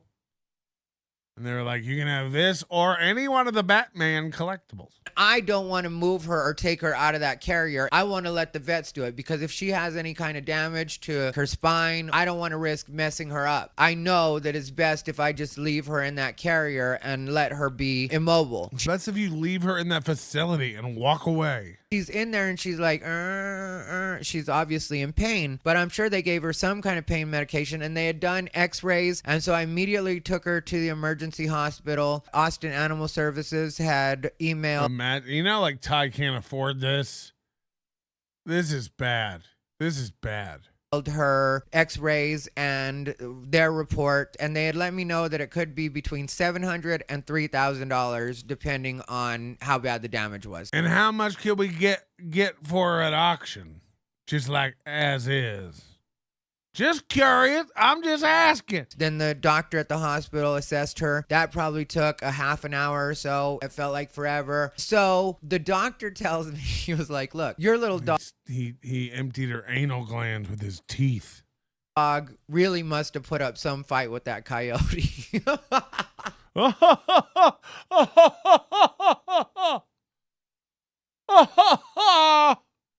Huzzah! Your little dog really must have put up some fight with that coyote. I mean, it's such an unnatural laugh. Little dog really must have put up some fight with that coyote. The real laugh is there at the beginning. The once it becomes a belly laugh from the diaphragm, it's fake as fuck. He has the real laugh where he goes like, your little dog must have put up some fight with that coyote. And then he immediately goes, ha ha ha ha. So altogether, it looks like this. Your little dog must have put up with some fight with that coyote. It's like, that second part was fake. Was it not? Was it not? You tell me. Your little dog really must have put up some fight with that coyote. Yeah. Which I'm very proud of because Bijou is a tiny little puppy and that coyote really did have her. So I don't know if he had just pinched a nerve right and why she went lifeless the way she did. Maybe she was storing her energy because she was like, okay, when you put me down. Yeah, she was waiting until she got to the final boss. I'm really going to fuck you up because Bijou doesn't like people putting their hands on her. That's not people. It's not people. I mean, what is going on in his head? You know, like the coyote got her back, and Bijou was like, "Are you sure? I'm a Chihuahua. I'm a little spicy." And the coyote was like, "I don't like spicy food. It makes my tummy hurt." And let her go. I don't know what happened.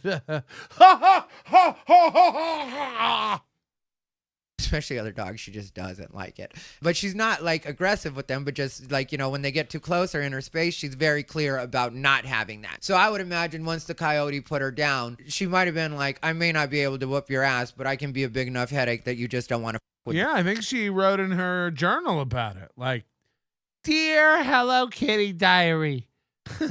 Here we are again, being carried by a coyote off into the woods to meet my demise. When this guy puts me down, I may not be able to take him, but I bet I can do some damage. Anyway, gotta go. Time to fight for my life again. You know, it sure has been a strange ride. Which is kind of our family mantra. And then she tells me she's actually in very good shape considering what's happened. She's got puncture wounds. I've seen them since because I have to take care of her. But she was like, this should be $1,600. We're going to put her under anesthesia. That part can be dangerous. So Is anesthesia like a bigger, better dog?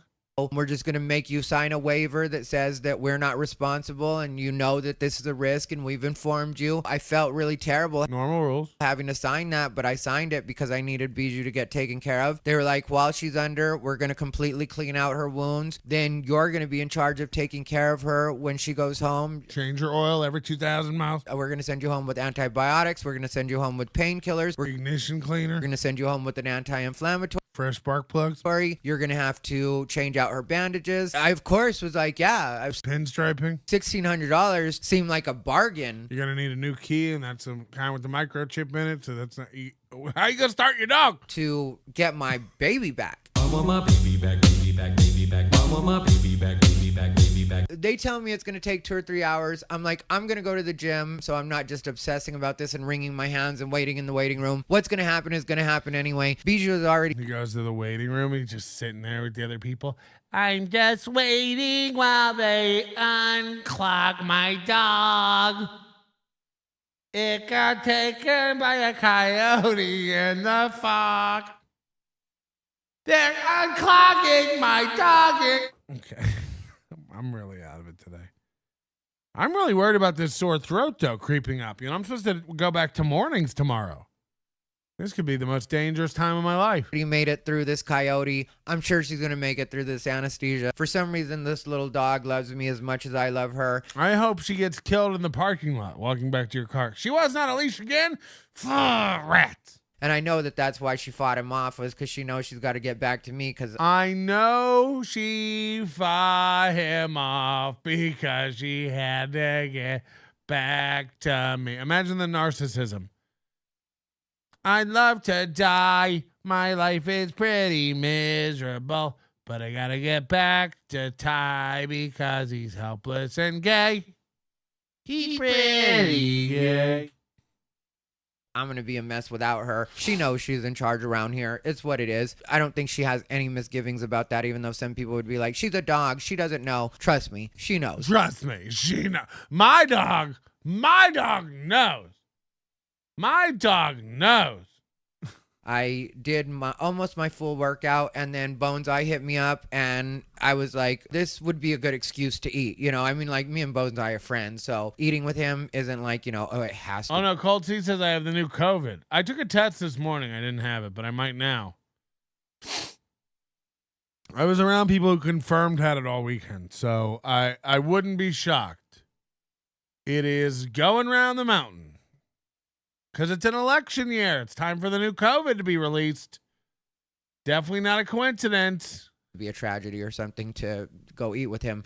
But I didn't. For people who don't know the background on all the tattoos, they're all like symbols of the occult. And apparently, like, his exes have told us that he was trying to signal the Illuminati that he was, like, open to be used.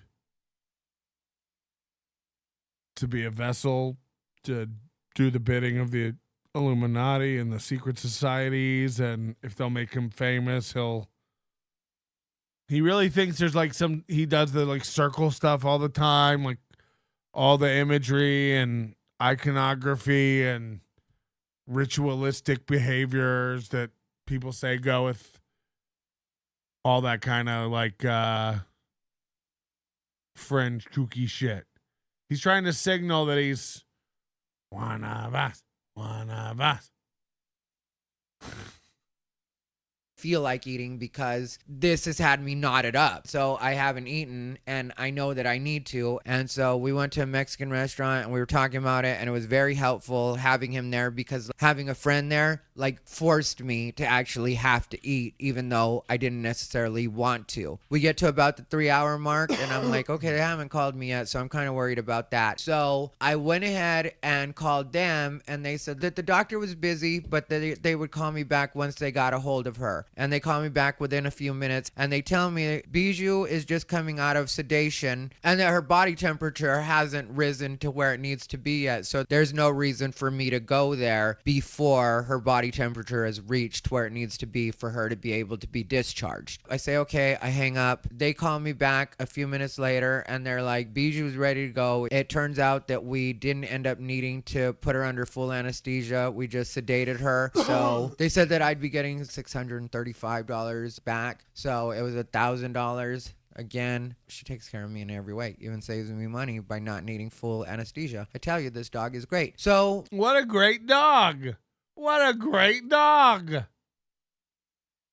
My puppy was out, but this is the first time I'm seeing her fully out of the box. And so she has this kind of little shirt that they put on her that's made of mesh and bandages, and she was bleeding pretty bad. And I didn't immediately update my Facebook or my social media because I wanted to give it at least 24 hours to see how she was healing, because I was like, what if something goes wrong and then I end up actually losing her, which I know I shouldn't think that way. I even feel weird about like the way I talk about her in certain instances in this, where I'm saying, like, I don't know if something's going to go wrong. Nothing's going to go wrong. Everything's going to be great. That's all I'm putting out into the universe. So I wanted to wait before I got everybody's hopes up. But when we got to about the 24-hour mark, I had to order a leash. For the love of God, get a leash. You horrible dog owner. Hit the like button. Take her out to go potty. She's able to walk, but she just has to stop and pray every once in a while. Jesus. Is this even a dog anymore? Is it under that pile of laundry? which I put it that way, but it's just like she's in so much pain or was in so much pain. I can't pick her up the regular way. So I Imagine putting your dog outside and then just filming it suffering. This guy's a real piece of shit. have to roll her up like a little taco in one of her doggy beds. I have to keep her away from Lyndon. I had to feed her by hand last night. Now I've decided that I'm not going to give her that food for now. Instead, I'm going to give her the chicken and rice. I made some of that tonight for her. And that's all she's going to eat until... What the fuck? First of all, look at this. This is a Pores cutting board. And this is Pores cutlery. You know, imagine having this design. I know people think I'm insane. I come from white trash Pores. Like, this is what we had. So I recognize it. Look at this thin ass, cheap as fuck. I bet somebody could find where that's from. And then this opaque, milk colored cutting board that you know is just scratched and stained to shit. This is a Pores kitchen. This is a Pores kitchen. This isn't even a knife you... I mean, what? I guess maybe it is. It looked like a... like an icing knife. You know what I mean? That's what it looked like for a second, but I think it's the light. But he still chose to cut one little piece of chicken up with this giant cleaver. Canned chicken. Yeah, what is this? Milk over here? What is in that little jug? Chug-a-lug, chug-a-lug. Anyway, this is a Pores. A Pores. You don't know if it's canned chicken. It might just be like boiled. You know, it's for a dog. You can't season it. What do you want to put on there? Paprika? She's well, because anything I can do to make her life better and make her feel better right now. Can of Pam. Yeah, this is poor. This is poor city. Now, for as shitty as she feels, she's had cheese, not too much, but she's had cheese because I just... She's had cheese. Want to spoil her. Last night was roast battle at the mothership, which I'm usually always... Yeah, plastic cutting board is disgusting. I mean, what are you doing with your life? Do you understand how gross that is? A plastic cutting board? Hello? You trying to get sick?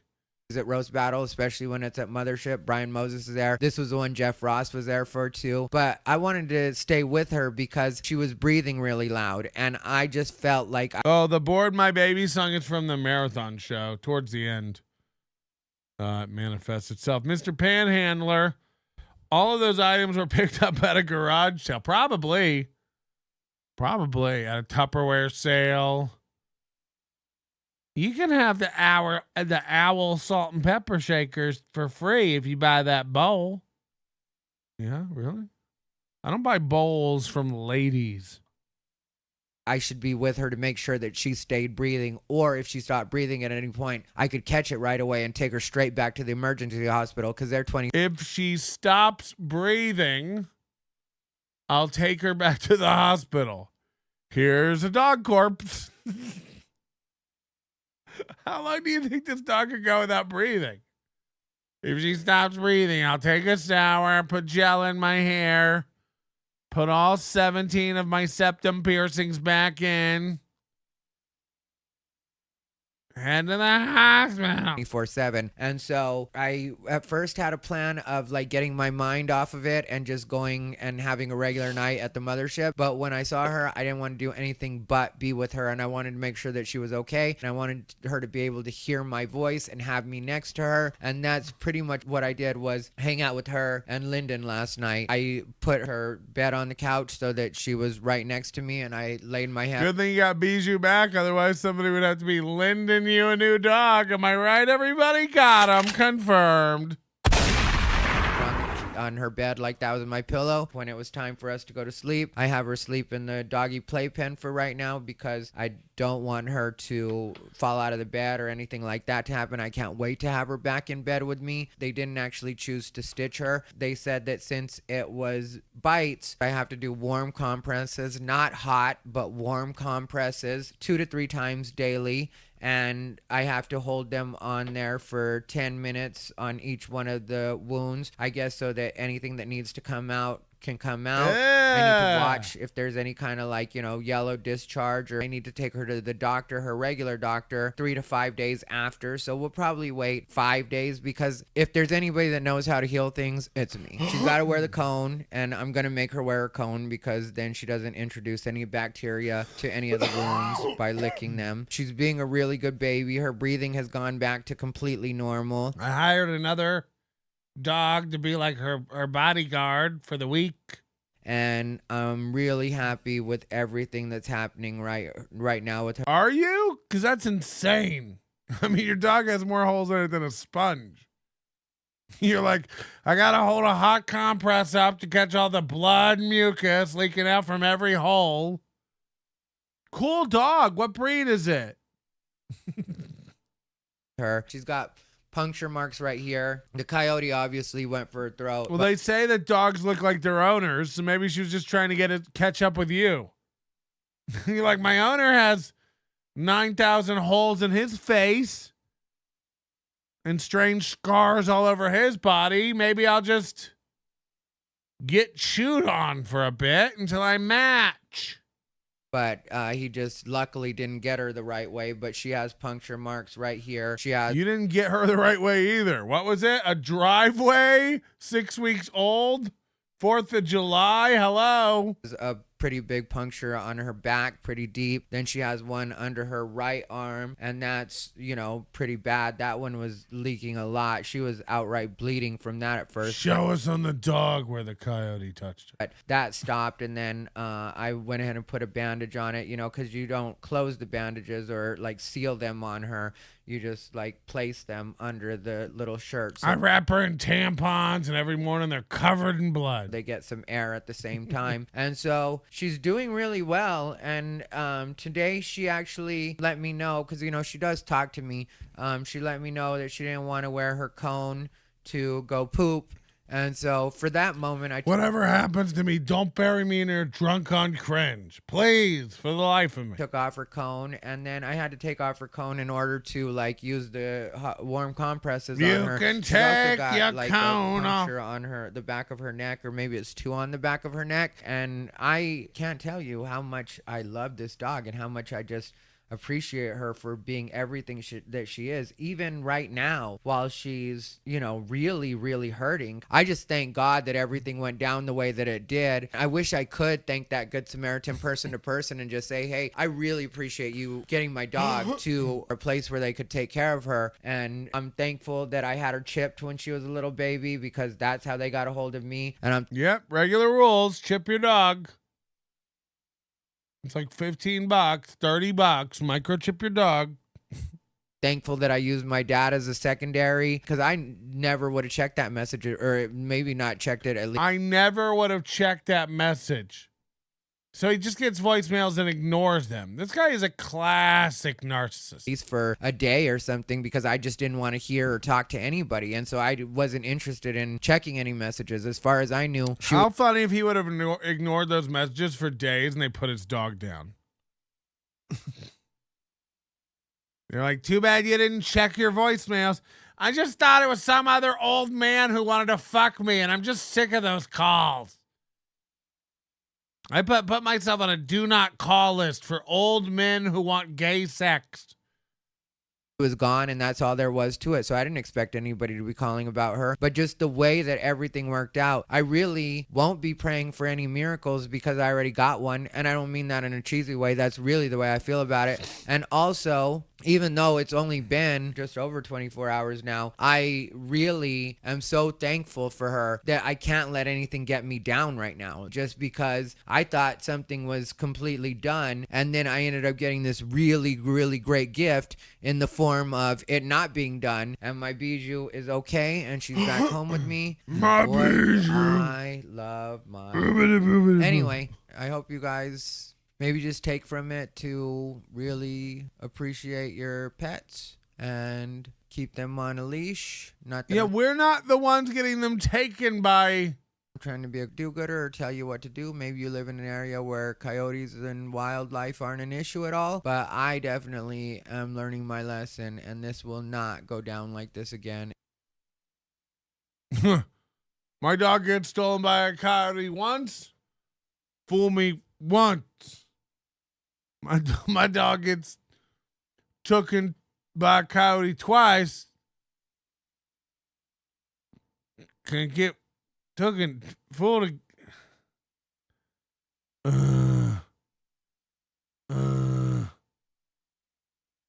Why did we lose? People saying we lost 80 viewers. 80 viewers. Why?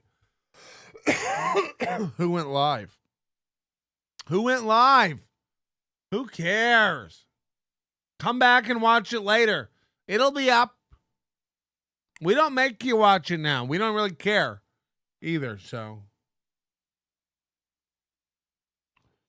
I'm not like Chad. I just want to know the dynamics of it. Who went live? Who went live and what does he do? Oh, where can my Bijou be? The coyote took it away from me. Okay, yeah. Good God. Holy shit. I really, what if I'm getting COVID?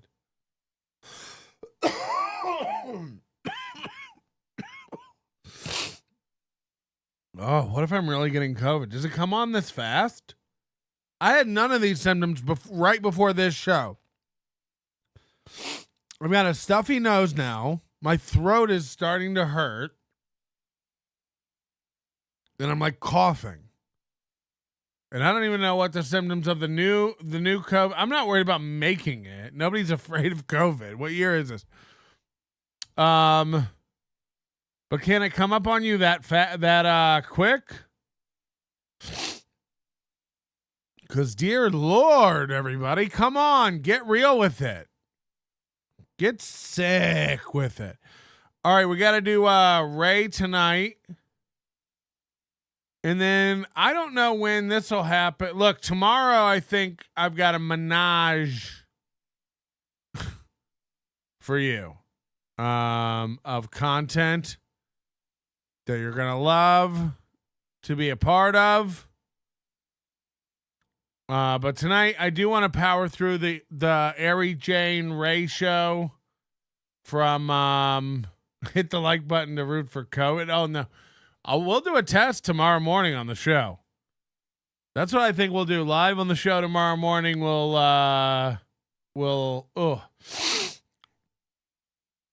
try to do a test because I got to tell you, like, none of this even existed.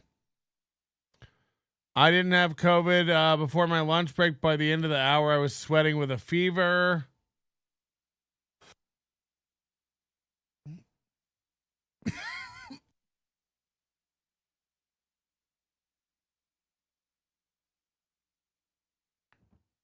Holy shit. Oh, God. I sound like everybody in that movie Outbreak. It's coming on quickly. How come no KC lately? I mean, how come no anything lately? What does everyone think? What do you think? You know. Hey, how come no KC lately? It's like, well, a mandate came down from corporates. I don't know. We haven't covered KC in a while. Did he do something crazy, or is he just being an idiot every day? Because, like, honestly, it gets to a point where it's like, oh, is he trying to play piano and talking like a fucking retard again? Classic Casey. Let me know when there's something to talk about. And I get it. We're about to do the same thing with Ray, but it's just like, yeah, that's just the way it is. I don't know. We talk about what we talk about. There's no reason.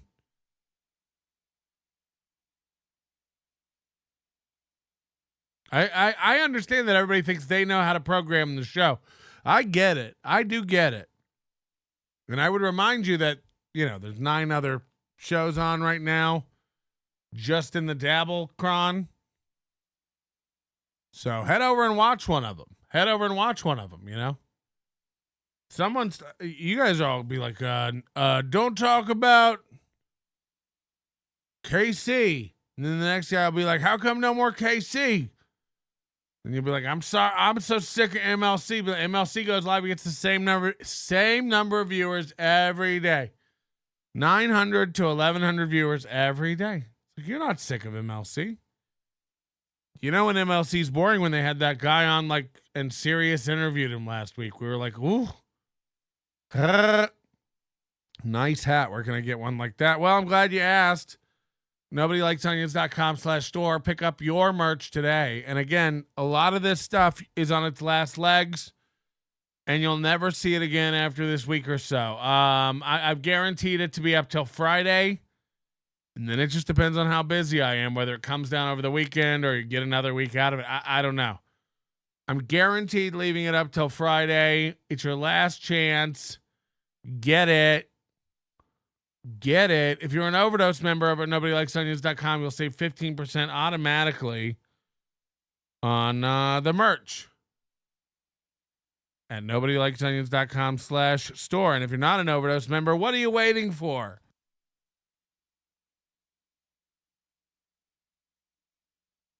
Oh, God, it's really getting bad. Love those hats. How much, Patrick? It's a store, so just go. Just go find out. You don't have to email me and ask me how much stuff is or ask in the chat. I wonder how much his hats are. It's a link. It's free to go look at them and price them and check them out. You don't have to buy one. If you look at the price, you're not forced into it. There's no awkward clerk there who's going to be like, can't afford it, huh? Just whatever you want, man. Just whatever you want. Just do whatever you need to and whatever you want. And don't fucking bug me about it. How about that?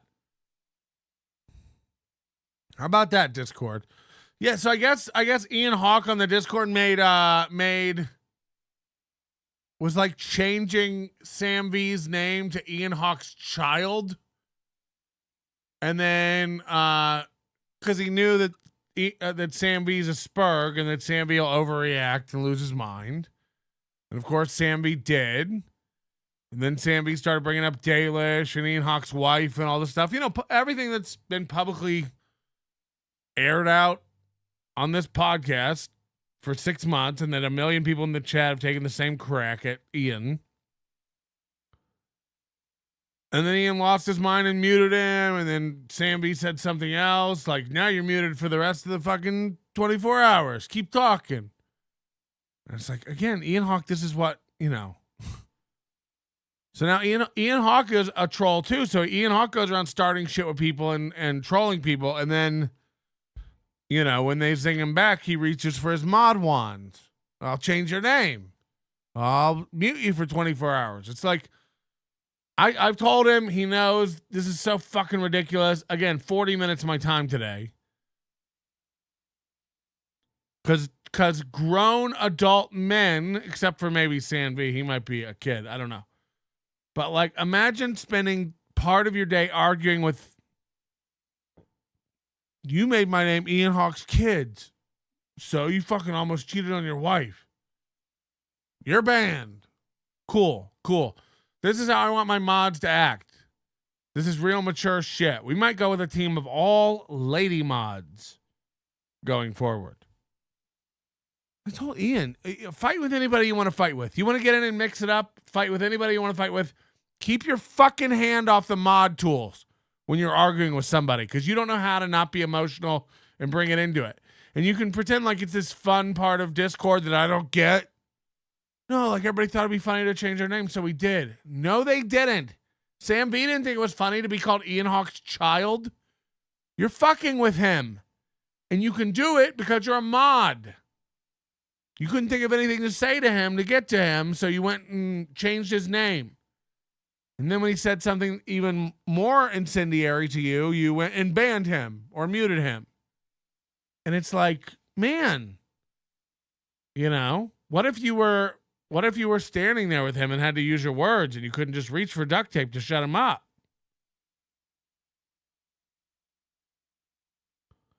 And then Ian always, you know, makes excuses like, oh, well, you know, he changed his name to Sketty Tooth and was pretending to be Sketty Tooth. And it's like, yeah, and then you changed his name to Ian Hawk's Child, and then he said something you didn't like, and then he overreacted, you overreacted, and it's just like, cool. And I go, you're a mod. You're supposed to be part of this community and make it better. If by the way, that's a good rule. So this is a rule now on our Discord. I don't know if he's put it in the rules or not, but I'm announcing it now. Don't pretend to be any known other person on our Discord. Don't come on our Discord and try to be Ga or Sam V or me or Sketty or Ian. Don't come do it on our Discord. If you try to make people think you're somebody else or make your name somebody else that is known to our community, you'll be kicked out. No fake impersonation of other people, okay? So now that's a rule. So now if Sam B does it, you can kick him out. Now it's a rule, okay? But what you did was just let it go instead of coming to the mods and saying maybe this should be a rule. And you just let it fester and kept trolling him. And then when he took it too far and you didn't like it, you used your mod tools to win the fight. And we're not doing that anymore. We're not going to do that anymore. If someone wants their name changed, they can change it. Someone wants a nickname, they can make the nickname and change it. Again, I'm 43. I'm 43 years old. I'm arguing with men who are like changing nicknames and making fights in a Discord. And I've heard Ian's good in like the VC and moderating people. I've heard good things about him, which is why I let him back into this world. He's good at it. But like, dude, you can't just mute someone because you don't like the argument that you're having. You live for that shit. Brian Landon, the problem is people who would be pros at a mod have other jobs and responsibility, not me. I'm a real mess, but the other people would be good. I don't even want, like, it's insane that we have to have moderators. But when half the problems we have on our Discord are between our moderator and other people, it's like, again, this is heading down a bad road, Ian. I would check yourself. And for you to run over to the mod forum and be like, look what this guy's doing. It's like, look what you're doing. All I did was change his name, and then he spurred out about it, and then he said something about me that I didn't like, so I banned him. Yeah, that's not a big advertisement for you. You know. KB, Sam's the one who started the rumor about you doing coke in AC. Yeah, he at a certain point, it becomes one of those guys who's so... It's like Chow. It's like... You know, at some point, it's like, I just do this and walk away, but like Chow keeps calling in and going on and spreading rumors and trying to get, it's like, I don't, you know, I guess you're obsessed. I can't do anything about it. I guess you love me. I guess you want to be on the show. I guess you need my approval or something. I don't know. You say I'm a loser and an idiot and all this stuff, but you can't leave it alone. I mean, go look at Twitter. I don't go after Chow or interact with Chow at all. He can't stop. He cannot. These guys are in love with me. And then Fatty Melt and Sam B the same way. Once you get rejected, and by the way, it's not even a rejection. If I wanted that, we'd ban you from the Discord. You're not doing anything wrong. I don't care. Now that I can't see you, I really don't care. So carry on. But again, if you're, you know, enough, once you get to a point, it's like everyone will. Once you're arguing with so many people in our Discord and you're making a hostile environment for everybody, you'll go. You'll go. It's not a democracy. That's just the way it is. If one person is a vector for contention, then what do? Then we will simply just dissolve that problem. And it's a Discord, so nobody cares. Nobody will even think twice about it. Nobody cares. It shouldn't be that important to you. And by the way, I don't care about your crusade against me. This has nothing to do with that. This just has to do with you making the Discord a toxic place. By all means, carry on your... team up with Fatty Melt. Bring my channel down and make clips all day long. I believe me, I'm going to be embarrassed. I will probably lose tons of sleep and weight and just wither away. Oh, wait. No. I just ordered a pallet of Reese's Cups. Oh, God. I'm tempted to build a new NLO Discord. Everyone can build a Discord. You don't have to threaten about it. Make 9 million NLO Discords. Go to them. Yeah. Ugh. I'm tempted to make my own podcast and see how hard it is. Do it. Tempted to make my own Discord, just see what all the fuss is about. Go ahead. We don't need the warning or the announcement over here. Go do it.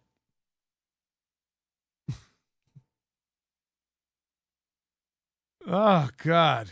It's painful. It's painful. If Patrick croaks from COVID before 200 likes, Sketty gets banned. You know what to do, cowards. Yeah, I don't even know if Sketty's still here. She's doing an awful job. She's doing it really bad. It would take forever for you to weather away. It's always embarrassing when you don't know words. Wither and weather are not the same. Oh boy, imagine. Just you know. Don't worry how long it takes me to weather away. I could weather. You don't even fucking know. You don't even know. You guys are so fucking new here. You don't get it. We're doing real stuff.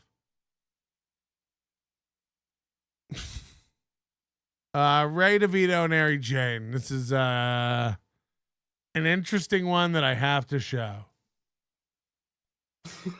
What's up? What's going on, everybody? Welcome, Rock Bottom Podcast. Rock Bottom Podcast with Ray DeVito. Ari Jane here with me. How are you, my dear? I am wonderful. And yourself, I'm doing DeVito? What'd you call me? Mr. DeVito. Mr. DeVito. Oh, wow. I feel like I'm in court. Yes. I feel like I'm in court. I don't know if you saw this, man. I feel like I'm in court. Why? Because you're being looked down upon by a jury of your fleers? That's a good joke.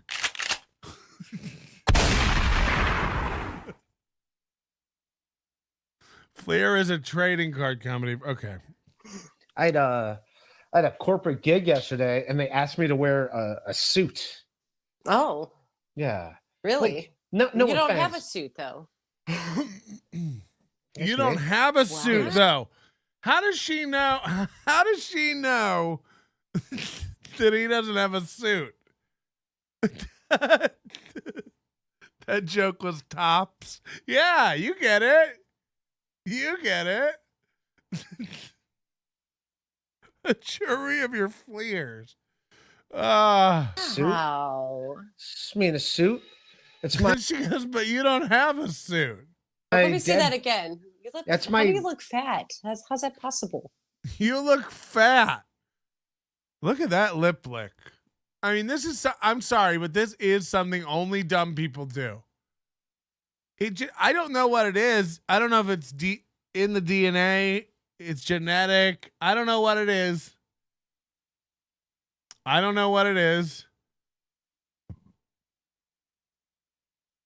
You'll never see a really smart person do that. Ever. A big old lapping lip lick. It's one thing to go biting your tongue while you think.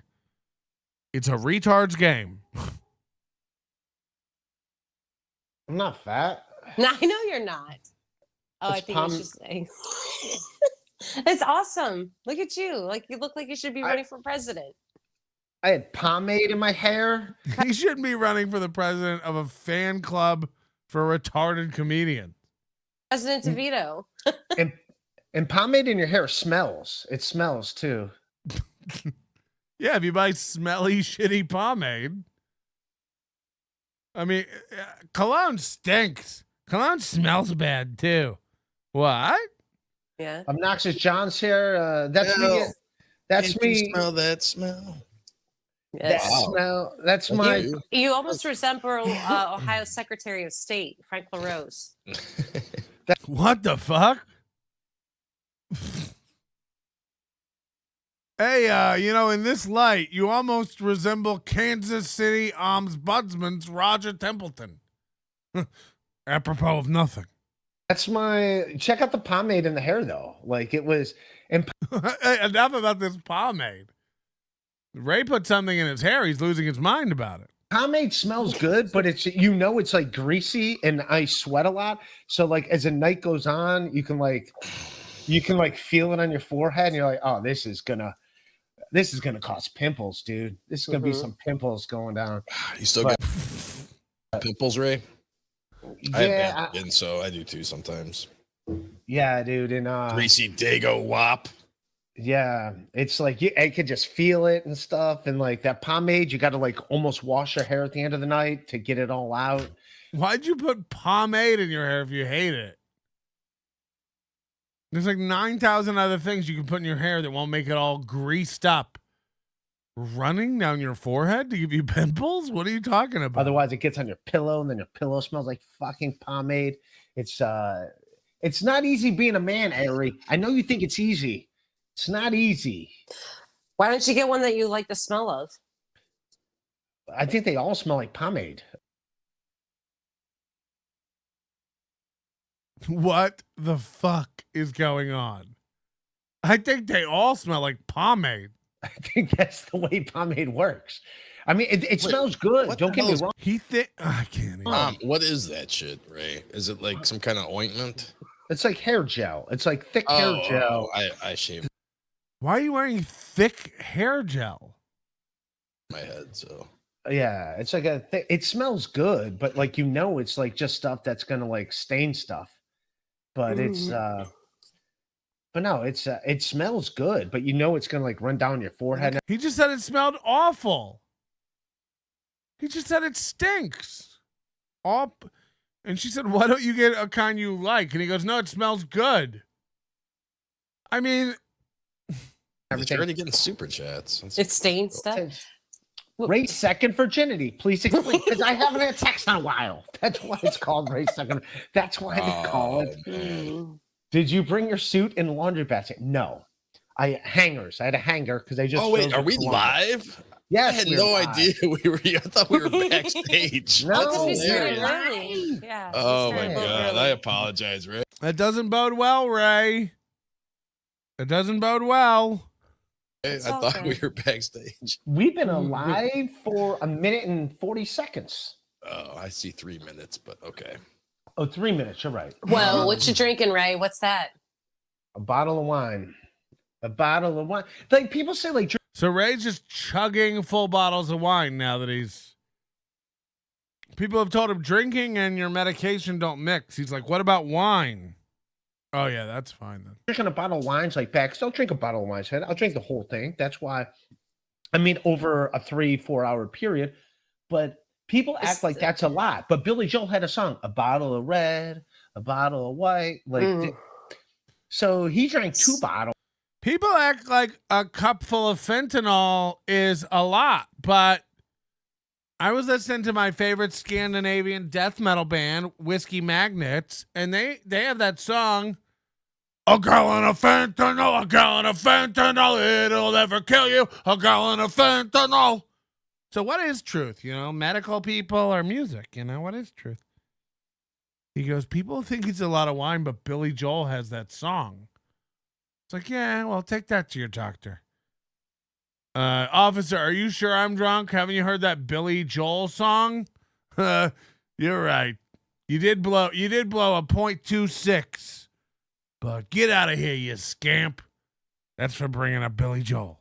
But then again, he also drove his car into somebody's house in Long Island. Right. It's almost empty. Right. No, it's How much you got in there? clear. It's up to here. When'd you start it? It's clear. Clear wine. Just curious. About an hour. What are you, my fucking mom? I'm just curious. Trying to get a gauge on your drunkenness, Ray. Really? An hour and a half ago. It's like 7:15 when I jumped on OJ's podcast earlier.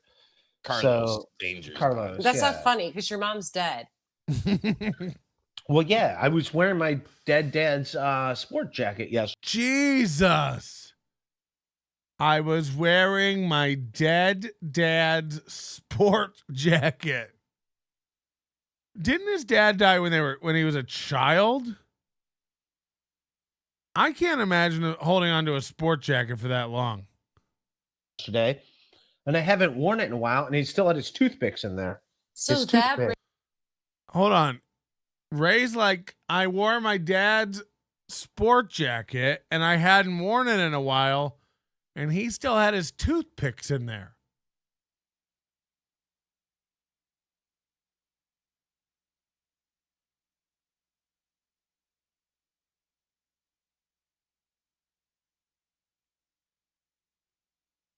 So last time you wore your dad's coat, your dead dad's coat, you saw his toothpicks and you were like, these can stay right here. Cha-cha-cha. brings me to the suit because you didn't have a suit last time I checked. Over 20 years. It's been over 20 years. No dry cleaning and 20-year-old toothpicks that he's kept in there every time he's worn it. He said it like he said he still had some of his toothpicks there, like he's to blame. I've told him a million times, clean out your shit when you die. No, I had my dad's old sports jackets, and I had to go to my. It's a sport jacket. It's not a sports jacket. He doesn't play tennis and volleyball in it. All the sports. Sisters to get them, and I got one, and it still has his toothpicks in it. And if my dad is anything like me, I think my dad's like more retarded, slow, cleansy. Is that the word I'm looking for? OCD? Rewind. OCD? Did you just say his toothpicks were still in it? Yeah, his tooth. Hold on, what word did he say? Cleansy? Clemsy? It's like more cleansy. Cleansy? Is he saying clingy? I don't even know what word he's trying to say. My dad is more cleansy? Is that the word I'm looking for? OCD? Cleanly? Did you just say his toothpicks were still in it? Yeah, his toothpicks. My dad would always use toothpicks, but My dad would, toothpicks. He always used toothpicks. Hello, exactly. I use those like oral flossal things. Look at Ari. It's my favorite new thing is watching Ari react to how embarrassing he is. I use those. So, but here's the deal. What I do with those, I will sometimes reuse them. He's telling you like a Jewish man. But what I'll do with those two things, what I'll do, because I got a little secret. I got a little thing that I do. I save them and reuse them dozens of times for up to 3 decades. That's what I do. That's what I do. Like if I don't get too much out of my teeth. What? I mean, the correct answer there is to burst out laughing audibly like that. If they don't get too much out of my teeth, I'll save them for later. Sometimes I eat yogurt with a spoon, and if I don't eat too much on the left side of the spoon, I'll save that for later to eat fried rice. And that way you only have to watch one spoon. The right side's for yogurt, the left side's for fried rice, and never the twain shall meet. Somebody should invent a spoon with a little divider down the middle. Or one of those flossers where there's a line so you can floss with this half of it and then the other half later. Like me and my dad with the toothpicks and the sports coat. Yeah. The oral picks. I will say teeth. What I do with those, I will sometimes reuse them. Like if I don't get too much out of my teeth. What? Yeah. If I don't get too much out of my teeth. What I do, sometimes I'm wiping. And if the toilet paper only has a little bit of shit on one side, I'll fold it over, put it in my dad's sport coat for later. If I don't get too much out of my butthole, then I'll save that and scoop some out later. Like if I don't get It's called saving. too much out of my teeth. What? Yeah. Wow. The oral picks. I will show you an oral pick, man. Yeah, they're We know. We know. plastic. They're one of those things that dolphins choke on, Yeah. Nick, I will get the oral picks, but like, let's say I use one and there's not too much damage, it's still usable. Damage. I'll save it to use it later. So I'm wondering if my dad used toothpicks and then like, oh, that one's not so bad. And if he kept it again, but why don't you dig your dad up and see how much of that coffin he's using? And if you'll fit, maybe just crawl in there with him, huh? Waste not, want not. because I know I would do that. But then again, my dad's a classier person than me. He never had bobbleheads.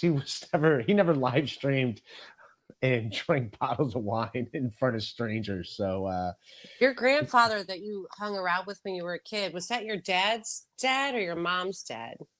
well, my dad's dad was awesome. He loved me. He died when I was 12. He's the one that So he doesn't answer the question. Was it your mom's dad or your dad's dad? Well, my dad's dad was awesome. So just go off on a tangent, I guess. I do that joke about. I have a joke about him. That was on my Dry Bar special and then also on my other special. But my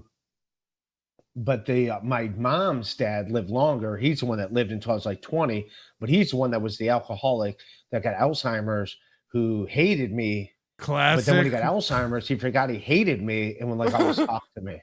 He would always talk to me like we were best friends. And my mom's always crying because he has Alzheimer's. I'm like, what are you talking about? This is the nicest he's ever been.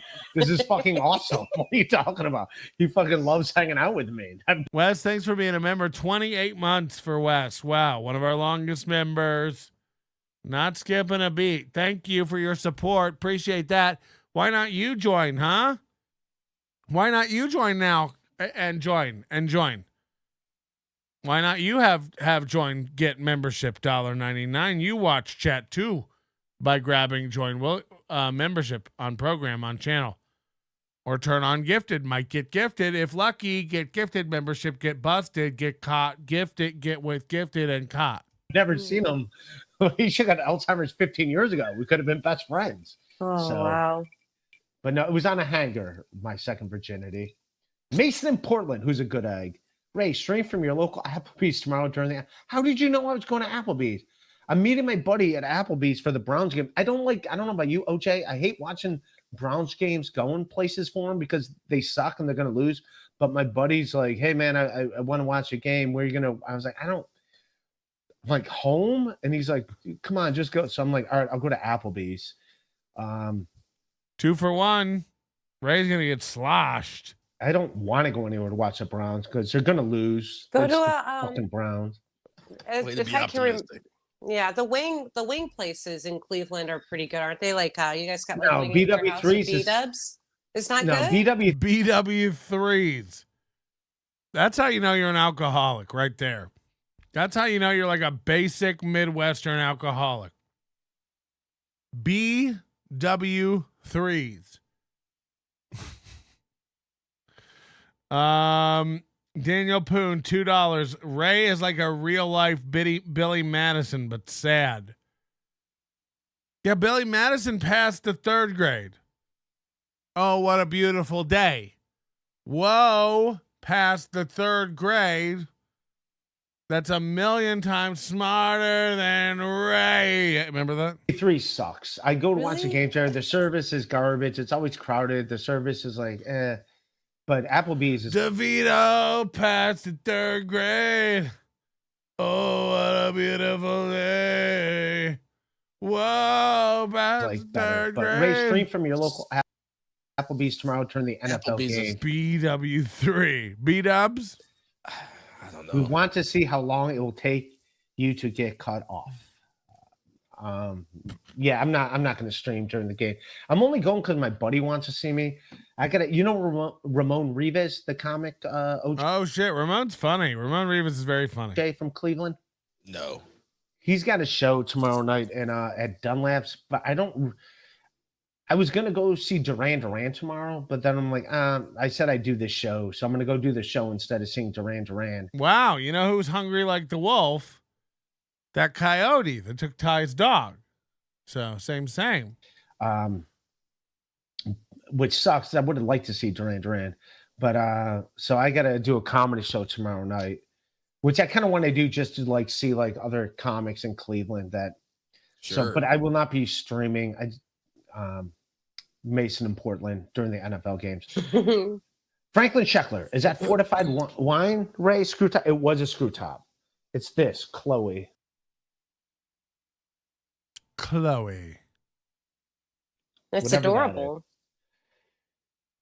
It was $13.99. So Ray just curls up with a bottle of lukewarm white wine.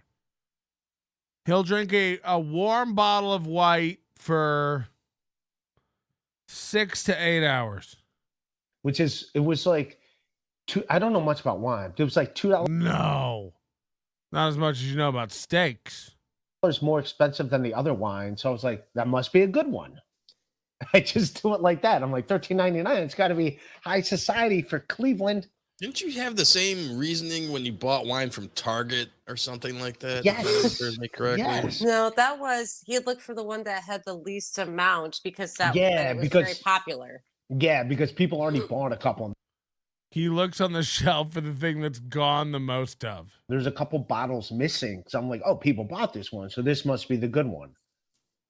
Because like there's already like the other ones are like fully stocked. Like no one's touched them in 2 weeks. We get it. We get it. How long would Ray and Ty Rivera's podcast be if they just conveyed the information needed for the story? But the ones where there's like a 3-4 bottles missing, I'm like, oh, that's got to be a good one. It's like the popular wine. So I bought that. And that was barefoot. It was barefoot wine. That's what that one was. But yeah, it was a bottle top. And my sister was telling me the cork tops, you can like pop off with your thumb. You can like, I didn't know that. Oh, boy. My sister was telling me that the cork tops, and he has to mime everything like you're retarded. That's what I think. I think he's miming it because he's like, these people might not understand what I'm saying. So my sister was telling me that the cork tops can be popped out with your thumb. The ones with the cork tops can be popped out with your thumb. It's like, slow down. Is it, what's a thumb again? Go cork? Right. Secrets to Life with Ray DeVito. I was doing like the cork thing. We know you don't have to mime a bottle opener. You don't have to mime a wine. We all have done this a million times, Ray. Everybody who enjoys wine has opened wine a million times. You don't have to go like just okay, so the opening's on top. If you picture a bottle, right guys? It's like we got it. And then like a bunch of cork would go in. I broke the glass and it's pretty stupid. He broke the glass. He probably still drank it with cork and shards. I did that when I was a teenager too, Ray. Jesus Christ. Jesus Christ. Wine is good for gout, says B. Smiley. Ray No, he DeVito says, 20. yeah, Ray DeVito says that in 2023. It's I better just than got beer. I got What's a message, personal message. It just said, please say a prayer for Ray DeVito on his show tonight. Who said, do you want to say who it was? Do you want to say the name or why would you say that? If It's so weird. Right. What a weird thing to bring up and not say the name, Mary. Just say the name. Why bring that up? Why bring that up and not say the name? Don't you think that's strange? just text me who it was. All right. Yeah, don't say the name in case it's someone that's Non-kosher? I don't know what non-kosher means. I know it means someone not friendly, right? Non-kosher. Why is Ari talking to people who aren't friendly with Ray? Is she an enemy? Roslinski said, "Your dad had a like, ouch, Jesus." Roslinski. Oh, it's in remembrance of DOC. Did he really? No. No. How dumb is everyone? No, he did not. And I don't like people saying that. Good. Okay, he did not. You're sure? Yeah, I You talked to spoke him. with him, or No, not recently, but So I how want do to you talk know? to Right. I want to talk to Carla. I'm going to tell you if you let me okay. answer I the was just showing you question. what it feels like. That's what it feels like sometimes when you do it to me. Okay, go ahead. No, before he disappeared from the Dabbleverse, he told me I'm out of the Dabbleverse. He's like, I'm out. He's like, Yeah, but I've essentially said that. He's like, but you change you're a woman, like Billy Joel said. That's just a woman. You change your mind. Yeah, that's just being a woman. Yeah, women change their minds. I can't have anything to do with those retard shirts. They're fine.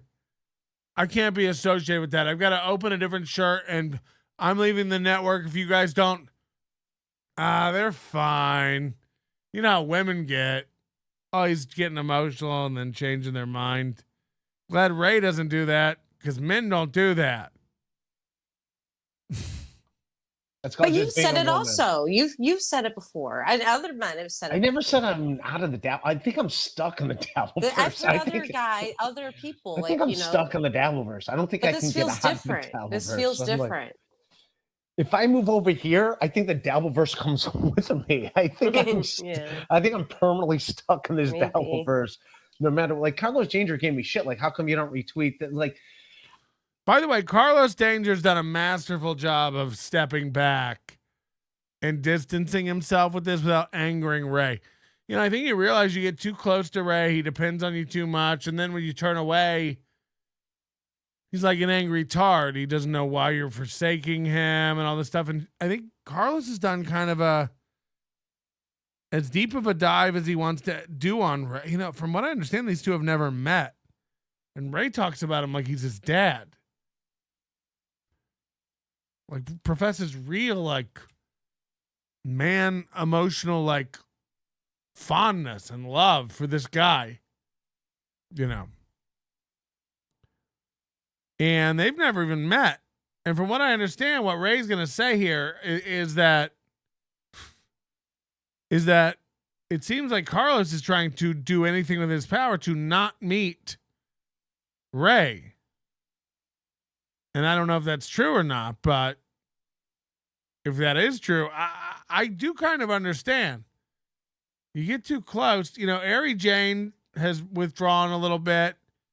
Carlos has withdrawn a little bit, and pulling back those pieces that were key integral parts of his show just a few months ago, now it's allowed in Tracy Jane and Drunk on Cringe and all these other fans and women from the Dabbleverse.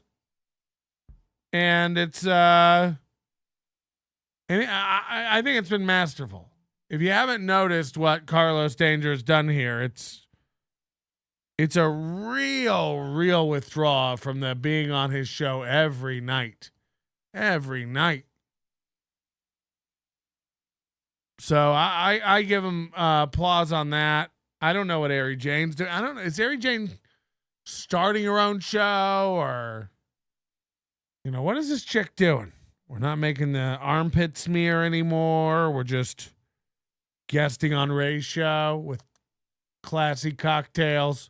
Because some of the stuff, like, I'm doing a comedy club, they don't know this Dabbleverse thing. Like, I'm doing that country club last night. They don't know this Dabbleverse. If they, like, go and see, like, you know. Yeah, like, it won't make sense. I get it. It doesn't, though. Because Ray will retweet shows he goes on where they shit on him. Right. So If I'm on the show, I don't mind it. If I'm on the show, I don't care. But if I'm not on the show, it's like I'm not going to retweet something to go watch people shit on me. Ray's such a narcissist. He thinks that like club owners and bookers are out Googling him, and all this thumbnails of people making fun of him are going to pop up, and it's going to ruin his good name. They're not going to understand what trolling in the internet is. It's like, Ray, everyone understands it but you.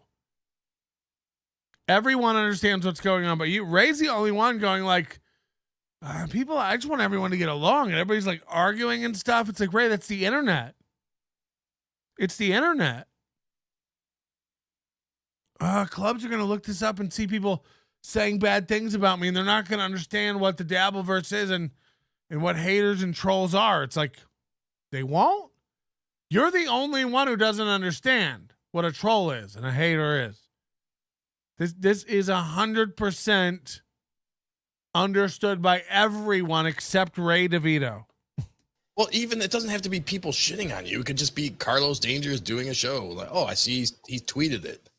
Now, your excuse is that you don't pay attention to Twitter, but I don't believe that because of a conversation we had a few days ago about stuff that was going on Twitter that you told me about. Right. Ray has strong opinions on anything until pressed, and then he doesn't know anything about anything. That's a fake video. I don't even know. Ray has real strong opinions about everything unless pressed for proof or reasoning or logic. So he's just you can say well, you were talking about all the craziness that was going on with MLC. You asked me if I had seen what was going on Twitter. What was going on at the? I mean, it's fine, but I'm curious. What was specific? Gosh, what was it? Yeah. Oh, it was the grape ape or whatever the hell his name is. Gladwell ape. Yeah. That upset me because it's like I like Gladwell. Oh, Ray, Carlos's point. Who cares, Ray? Who cares what you like? Ray walks around with this fucking dumbfounded attitude like, I hate it when anybody I know about or talk to or like or have seen or know about, I hate when anything bad happens. It's like, yeah, normal rules, Ray, you fucking simpleton. We all hate when things happen.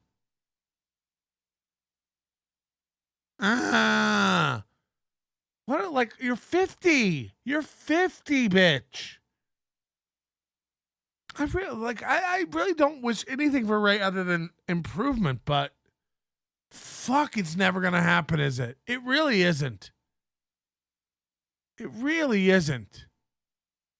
So Ray is messaging people, oh my God, do you see what's happening on Twitter? Ray's messaging Obnoxious John, a cartoon orange.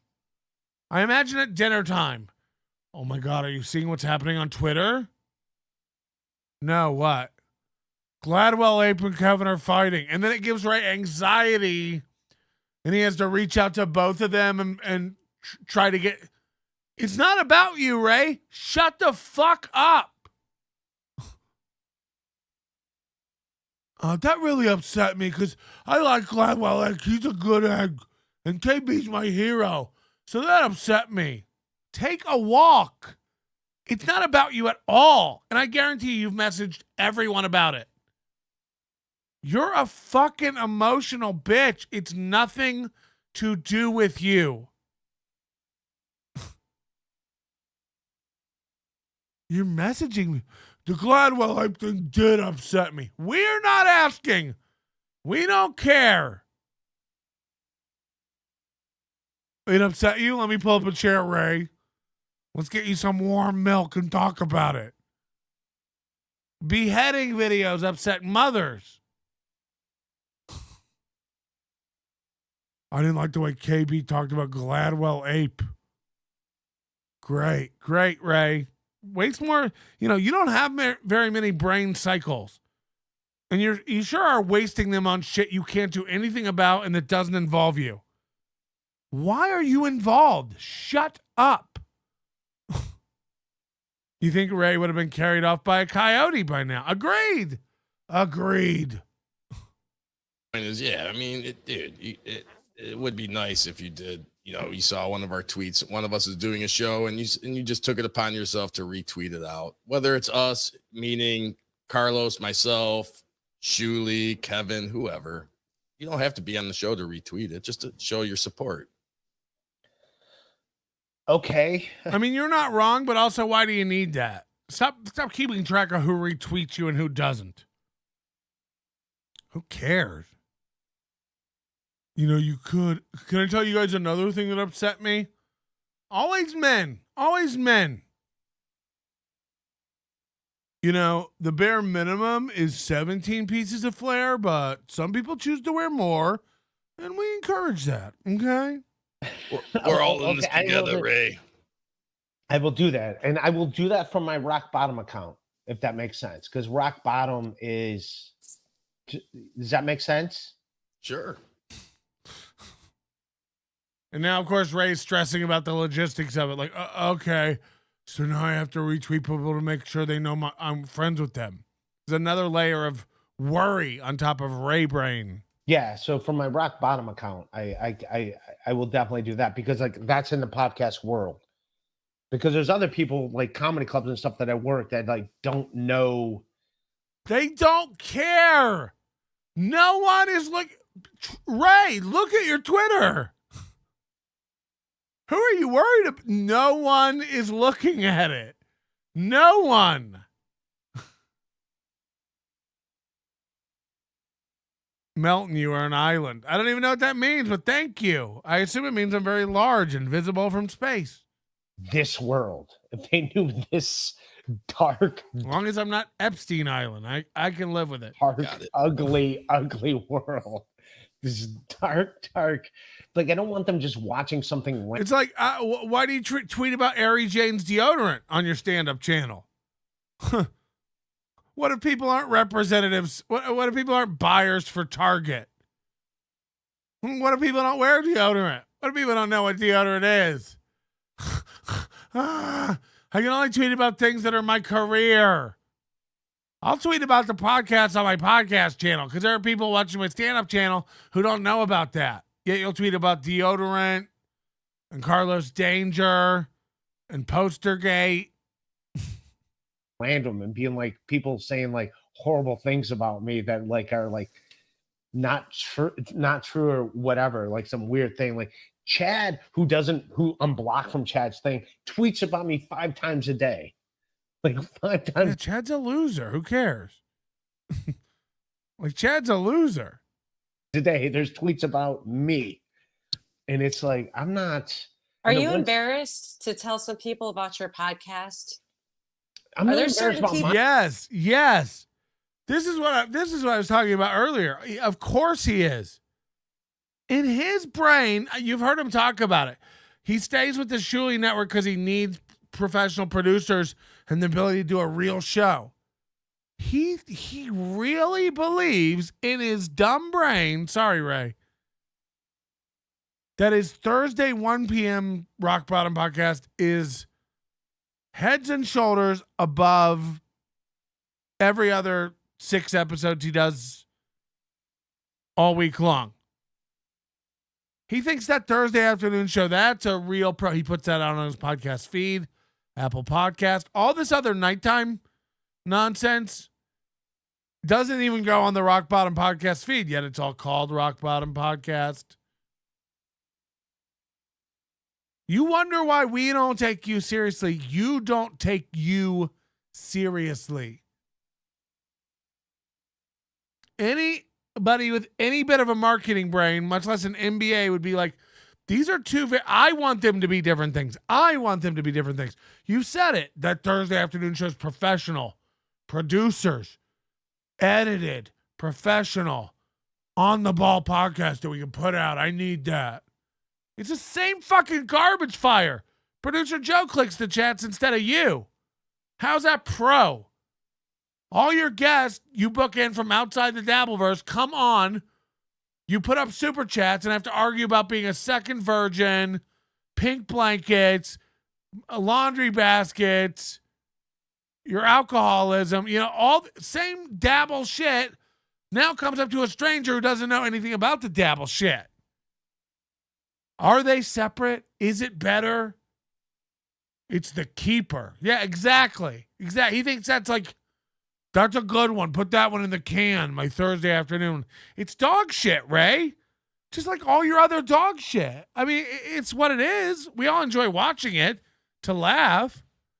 But don't pretend it's not dog shit.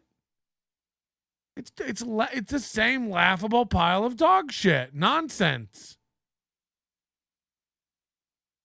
If you really cared, you do that show and call it Rock Bottom Podcast, and then your night show would be called Retiring with Ray or Lay with Ray or End of the Day with Ray. You know, whatever. And it would be a separate thing that has a separate vibe that you can break out. And when people go like, I can't come to your podcast. What is this weird shit? You go, no, that's End of the Day with Ray. You're going to do Rock Bottom. That's my pro 1 p.m. Thursday show. Oh, okay. But you'll never do that or think to do it on your own. You don't take you seriously. You don't care. Why would anyone else? Girl, I want you to put your Thursday afternoon show up randomly with 3 other night shows and tell me what's so pro about it. What's so different about it? It's garbage, Ray. Hit the like button. 40 more. And then Scatty Tooth John will be al dente. Single mother of 5. When you blew up on Addicted to Profits when he asked if he could tell you one more thing that bothered him, probably my favorite fatty patty moment. I mean, what a baby. He just got unbitched, and I caved and gave him everything. And he's like, can I tell you one more thing that hurt? I don't even fucking know, man. I don't even know. Now Addicted to Profits is back. Like, I'm going to shower my gifts back on MLC now that Melton's gone. And it's all like $2.99, $4.99 super chats. This guy's poor. He's poor. And he keeps sticking his head out. Keeps going on podcast. And we are cataloging them and grabbing them. And we will expose everything. Send me everything on Addicted to Profits. Ray's doing the thing for DOC too now where he's like, you know, they all went after him. He was just a fan. It's like Ray's head's in the sand. Ray's head's in the goddamn dirt. You know? It's like no, once you start going on shows and criticizing other people, it's game on. Ray tells the story. We'll get to it, I think. I think he does it in this show. It might be great. My podcast, but the adjacent world. Like, dude, every time I turn on YouTube. My throat's on fire. What if I really just caught COVID, like, in the past 6 hours? And I'm fine with it. Like, Win by Two, who I love Win by Two. He, like, edited the video clips that are going on right now for my special. He edited those, and I talked to him. He's a great dude. But then, like, even yesterday, I'm, like, driving to Columbus, and he had a podcast. He's just shitting on me the whole time. Why is he a great dude, then? He shits on you all the time. He's shitting on you for months. Like, also, like, not even objectively, or sorry, not even subjectively, like, you know, one of the most dumb, wrong guys doing it today. He's in such a, like, imagine Ray thinking you're a good guy. You're a good guy. You're a good guy. You're a funny guy. You're a good guy. You're a nice guy. You're a good egg. You're a good guy. It's never meant less. Don't bother. Don't bother defending me, Ray. I don't want an opinion of me coming out of your mouth. Melton's all right. He's a good guy. It's nothing has ever meant less. He goes on about DOC and goes like he was a really talented guy, and I think he could have done a lot of good for the Dabbleverse if we could have, you know, he could have loaned his talents. He's like, he was a fucking idiot. He was a loser. He gets so drunk he almost missed his mouth with cigarettes. But what I'm saying, he was one of the dumbest, slowest guys we've seen wander into this sad saloon of a Dabbleverse. Just one of the most dumb, broken guys. I mean, we watched him for 30 minutes just repeat the same thing over and over again. Talented guy. He literally ripped off other Clippers. He literally took another Clippers clip, zoomed in on them, and stole them. Talented guy. AI made every thumbnail he had. What do you mean talented guy? He set up a store for shirts and you don't know how to do that? Right? Everyone's a talented guy compared to you. You could sit on a park bench and watch crows use crude tools and probably go, holy shit, that crow's a genius. Do you see how it cracked open that walnut by taking it up high and dropping it on the rock? Fuck, that's genius. I mean, Ray thinking you have talent or you're funny or you're a good guy. It's like there's never been a certificate of participation that means less than Ray's endorsement.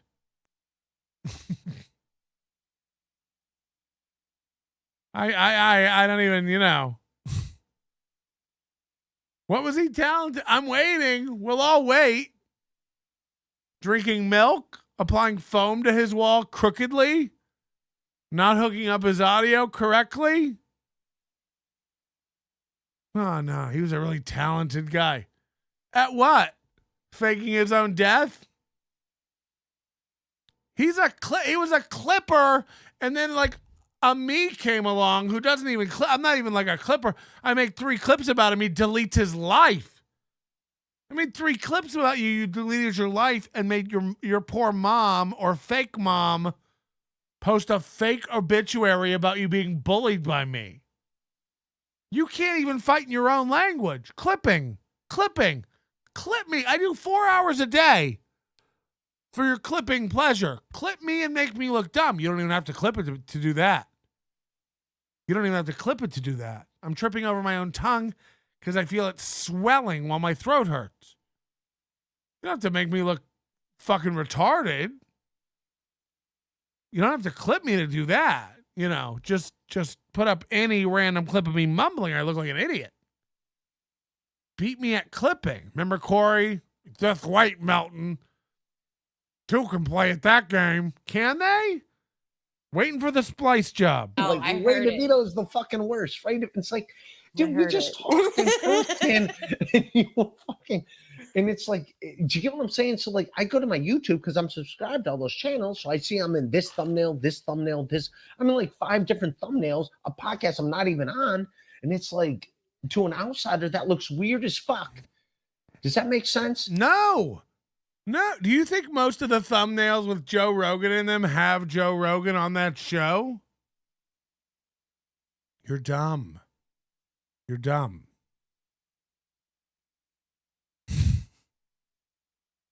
I just like, imagine if Elon Musk was like, I'm so sick of these people making videos and putting me in the thumbnails. I'm not even on. I mean, Red Bar's thumbnail. Red Bar had a thumbnail the other day. I'm in his thumbnail. Who cares? How do you feel about your appearance on Red Bar? Oh, I don't give a shit. It was fine. I was fine with being on Red Bar. Yeah. No, I didn't mind it. I thought you did great. Like I was being a jackass, and you saw it coming. And you're like, yeah. This is when they asked him to run the fork down his arm, and he got all weird. Like the whole thing, like I was like just going along with it. Just like, all right, where's this gonna go? I'm not gonna. Were do you on there anything for like stupid. maybe 10 minutes? Yeah, like 10, 15 minutes. But it was the whole thing. Like we're talking. It's like, get a fork. It's like, okay. He's like, I'll give you $50 if you give it. All right, here's a fork. 50. Great. And I expected not to have the money. He's like, all right, well, just show me your arm and I'll give you another 50. Oh, okay. There you go. And then he's like, all right, now do this. And then I was like, all right, I'm not doing weird things with the, like, all right, dude, I'm out. But you called it at the right point. Yeah. But I don't think so, Ari. Run the fork down your arm? I mean, that's not weird. I mean, it's odd. I guess it's weird. It's not self-harm. Like, what's the... Nah. I'll go get a fork, but I'm not...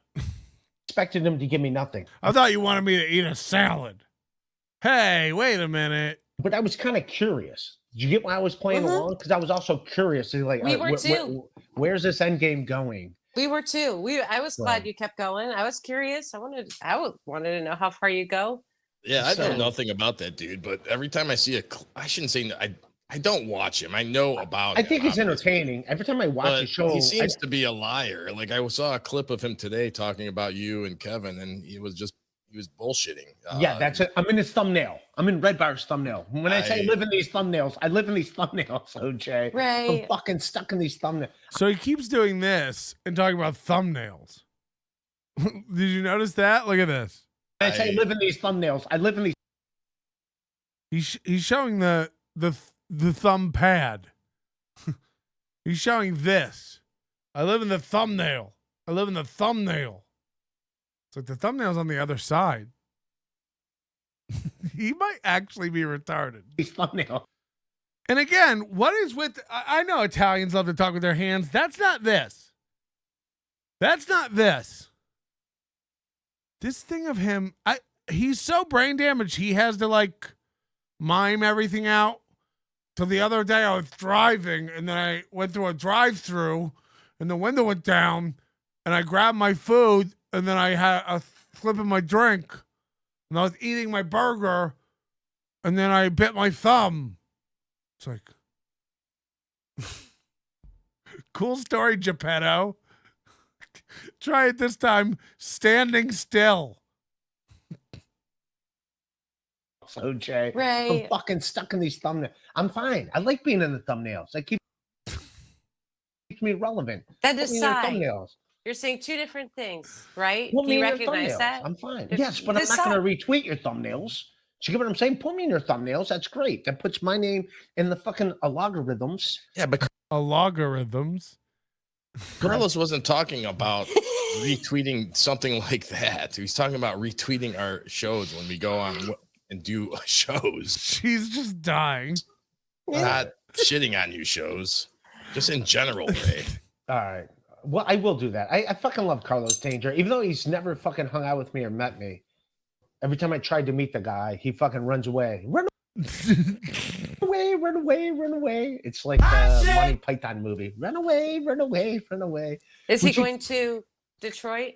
Considering he's so chubby, he's not running anywhere. Why is he always running away from me? I just want to give him a big hug. I don't even know if he's by Carlos, because I feel like sometimes, you know, like because you make fun of his appearance, like you got to kick him a little bit because you feel threatened by him. I don't know. That's all jokes. I don't even know if he's fat. He doesn't look fat to me. He just says he's fat in his stream. So I'm like, so it's kind of like when what was that movie? Ari, wait, I gotta ask you. Did someone give you these questions? No. Why? Did you write these questions? Oh, because she's just paying attention. Everyone else in this universe is so fucking retarded that anybody just paying attention and who can stay on a thread of conversation looks like a genius. I like Obnoxious John, but this is insane. He's like, hey, how did you just ask two related questions back to back? Are you a genius? Are you cheating? Did you write these down? Show your hands. You're asking great questions. I'm just. Oh, and you're a girl. How does that even happen? Never seen this side of Mary Jane. Are you being sarcastic? Yeah, she doesn't even believe you because it's like, yeah, what are you talking about? These are normal questions. Well, I'm really not. I have never seen you take control like this and ask just direct questions. And well, thank you. I mean, watch more. She does this to Ray all the time. Pay attention. I'm surprised and happily surprised. I'm blushing. All right, so let's continue. She just has the ability to stay on track. No, I fucking love Carlos Danger. Carlos Danger. So this is a compliment about Ari, and Ray's like, hold on, I'm gay. Get it back to the men. I fucking love that guy. I know, because he's so great. So do you feel threatened by, why do you feel in threatened by him? competition with him a little bit? What's my competition with him? For my heart? What's my, for your heart? What? Chris, I can't compete with his heart. His is enlarged. Mine's way smaller. You just said that he's not fat, and now you're making enlarged heart jokes. Do you understand, Ray? Well, you think you're this comedy god, but everything out of your mouth is the most incongruous shit. You bitched about being in people's thumbnails. Now you love being in people's thumbnails because the algorithm. You hated the shirt. You love the shirt. There's way worse shirts than the Ray Tart shirt. You've never even made a big deal about those at all. You don't make sense. You don't make sense. Nothing you say lines up from moment to moment. And you're not like, and again, shocker that you have your hands up showing us what you're talking about. Why? How simple are you that you have to mime everything out for us? I dream about Carlos. Yeah, she did have a dream. No, I didn't. But he is a wonderful human being. We can all agree. David Skywalker, who I like. Ray, do you have any desire? Everyone laughs at how he's David Skywalker, who I like. To improve the quality of your life or your podcast? Aren't you tired of everyone pooping on you all the time? Ouch, David Skywalker. So this is a very real question.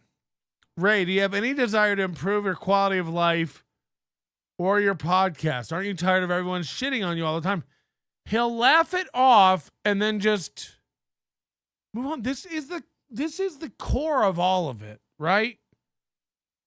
I do believe this is what everyone who hangs out with Ray is trying to get again, improvement.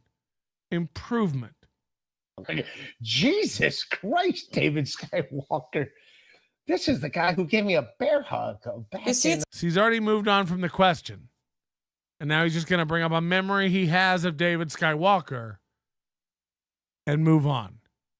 That is Ray's almost entire relationship with the chat and super chat. You're lucky if he reads the whole thing, and you're super fortunate if you get an answer to a question. Because usually he just reads half of it and just blows you off. That is the pattern. And you're lucky to have a wrangler there who can focus him on the question. But we've already moved on to, I know David Skywalker. He gave me a hug one time. And then he'll remove the chat. Because it's not about what the chat says or the question, which was, again, a very good question. It's a fair question, though, right? Jesus! Thank you. You see, it's a fair question. I'm doing better. I wore a suit, Jack, a sports coat yesterday. Ray, you wearing your old dead dad's toothpick stuffed coat is not improving your life. We're talking about, getting your own apartment, which you said you had the money to do now, but you won't do. How will you ever date a woman and have her over and cultivate a relationship if you don't have your own place? But you get in your own way because you're self-sabotaging, If I have my own place, who will watch the bobbleheads? If I have my own place, who will watch my 3 Piazza cards? You know the answer. No one, and they'll be fine. But it might be quiet and you'll have to be alone and live with your own thoughts. You might have to talk to a woman or a man and bring them home and have a intimate relationship. Or you might have to admit that that's not your life. You don't want a partner and that you're alone and you're asexual and you want to live like Hannah Gadsby with a dog and a cup of tea and be a fucking loser alone for the rest of your life. Do you understand? Like you've outstayed your welcome in rooms. Not even like having your own lease with a roommate where you have rights and you're on the list. You've outstayed your welcome in multiple people's rooms to now where you're like, I guess I could go live with my sister, or your sister's probably standing around like, when are you going to grow up? When are you going to get your own place? When are you going to look for someone to spend your life with? I know. Go bananas this weekend. I know. But like, then what? Justin Turak, when he connects all his fingers together, saying he wants everyone to get along, it makes me snap. No one communicates that way. Yeah, I'm in the thumbnails. That's how this is thumbnail. or this. Put pomade in my hair. I was dressed to the nines. So he's blowing it off. Talking about life improvement, podcast improvement. I had a suit and I wore pomade. I got my picture with Ricky the Rat. Hell yeah, the nines, the eights. I was dressed to the eights. I didn't wear it. Because it's not quite as much to the nines. Anyway, get this very real question out of here before I have to face myself. I was dressed to the eights. The eights, when they say dress to the nines and you're not quite a nine. We got it. Listen to a man murder a joke. Listen to a man just butcher a joke. Dressed to the nines, I tell you. The nines, the eights. I was dressed to the eights. I didn't wear it. I was dressed to the eights. The eights, when they say dress to the nines and you're not quite a nine. I was dressed to the eights. A lot of people are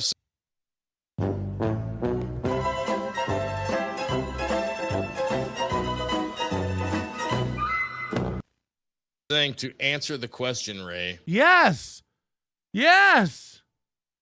Hi, but I just did a whole bit about the 8th. Can we just move on?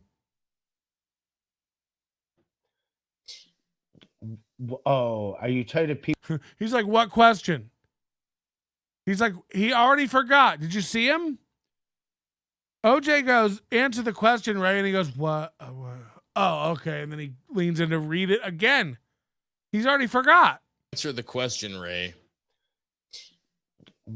Oh. What? Oh, the thing about my life and being a loser? Right. Are you tired of people? People can shit on me. They're going to shit on me all the time, dude. He skipped over the front. He just cut to the back part. Again, like it's other people's problems. Aren't you just tired of people shitting? It's like, Ray, everyone points out the same issues over and over and over. Dude, it's fine, David Skywalker. Do you ever want to improve the quality of your life for your podcast? It's fine. It's fine. I'm securing myself. I think they were talking about Aries' question. Oh, what was Aries' question? He never answers my questions, you guys. Come on. Yep. And this is the theme. Ray is a lost little boy who never grew up, who is running away from adulthood and doesn't understand that he can't just keep coloring the grays and ward off adulthood. He's going to skip from being a little boy to being an elderly sick man and wonder what the fuck happened. I was just doing thumbs up and eating ice cream cones yesterday, and I have no grave. How did I get old? It's like, well, you ate ice cream into your 70s and kept dyeing your hair. You're not a little boy. What was the question you asked? Am I jealous of Carlos? Do I feel threatened? No, I don't feel threatened by Carlos Danger. Carlos Danger is my friend. I think he's my friend. I wish you'd flip back to David Skywalker for a moment, because the first part of his question I thought was really important. Back for this. I'm impressed, Ari. I'm sitting back. It's like, what? She won't let anything go? Again, like, this is how a normal thing goes. You guys are all just mesmerized by anyone who holds anybody's feet to a fire and demands a real answer. So you need to do a hand check? Oh, wait, you don't have hands. You're an orange. Do you have any desire to improve the quality of your life? Yes, I'm trying. I'm getting there. Or your podcast. How? Name 3 things you've done to try to improve the quality of your life. You have an opportunity to move into your own place. You're like, nah, my sister's.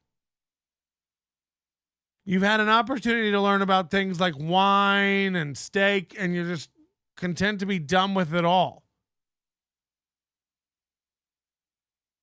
I'm waiting for how you've attempted to improve your life. Everyone made fun of your blanket and your laundry basket. Did you get a suitcase? Did you try? No.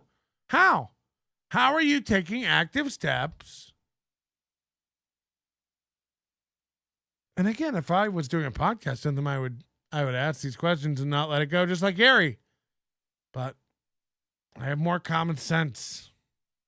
I know there's not really a point.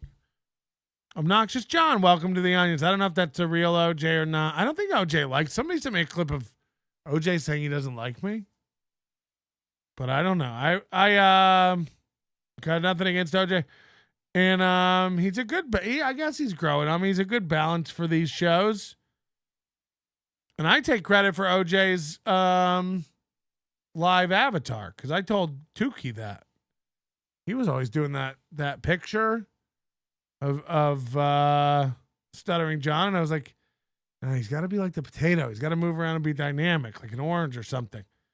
And then I saw him the next week. He was an orange. So I don't know if that got back to him, or I'm sure he was thinking about it already anyway, but I take credit for it either way. OJ is terrible. He's not the worst. He's not the worst.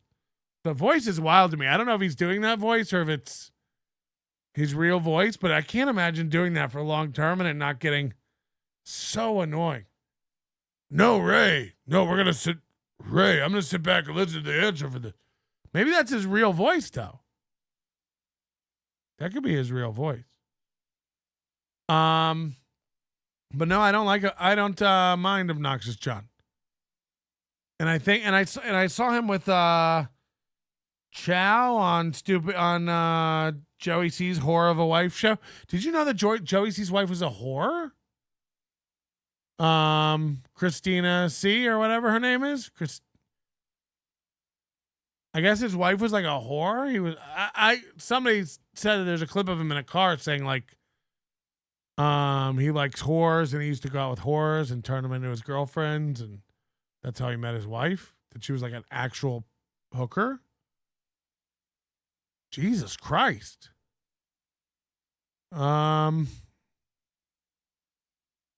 So I don't know if that's true, but that is gross. That is gross. And then you wonder why your daughter got killed by a John in the line of duty. So what's been your game plan? Like, because I think he's bringing it up because I think he sees it. He wants to give you the opportunity to talk about it. Well, I think my podcast is growing. I mean, people seem that's not because of you. David Skywalker it's like likes me. At least allegedly, I believe he likes me. So I think I'm trending in the right direction. But you are correct. I will tell you this, David Skywalker. Joey C called his wife his slam pig.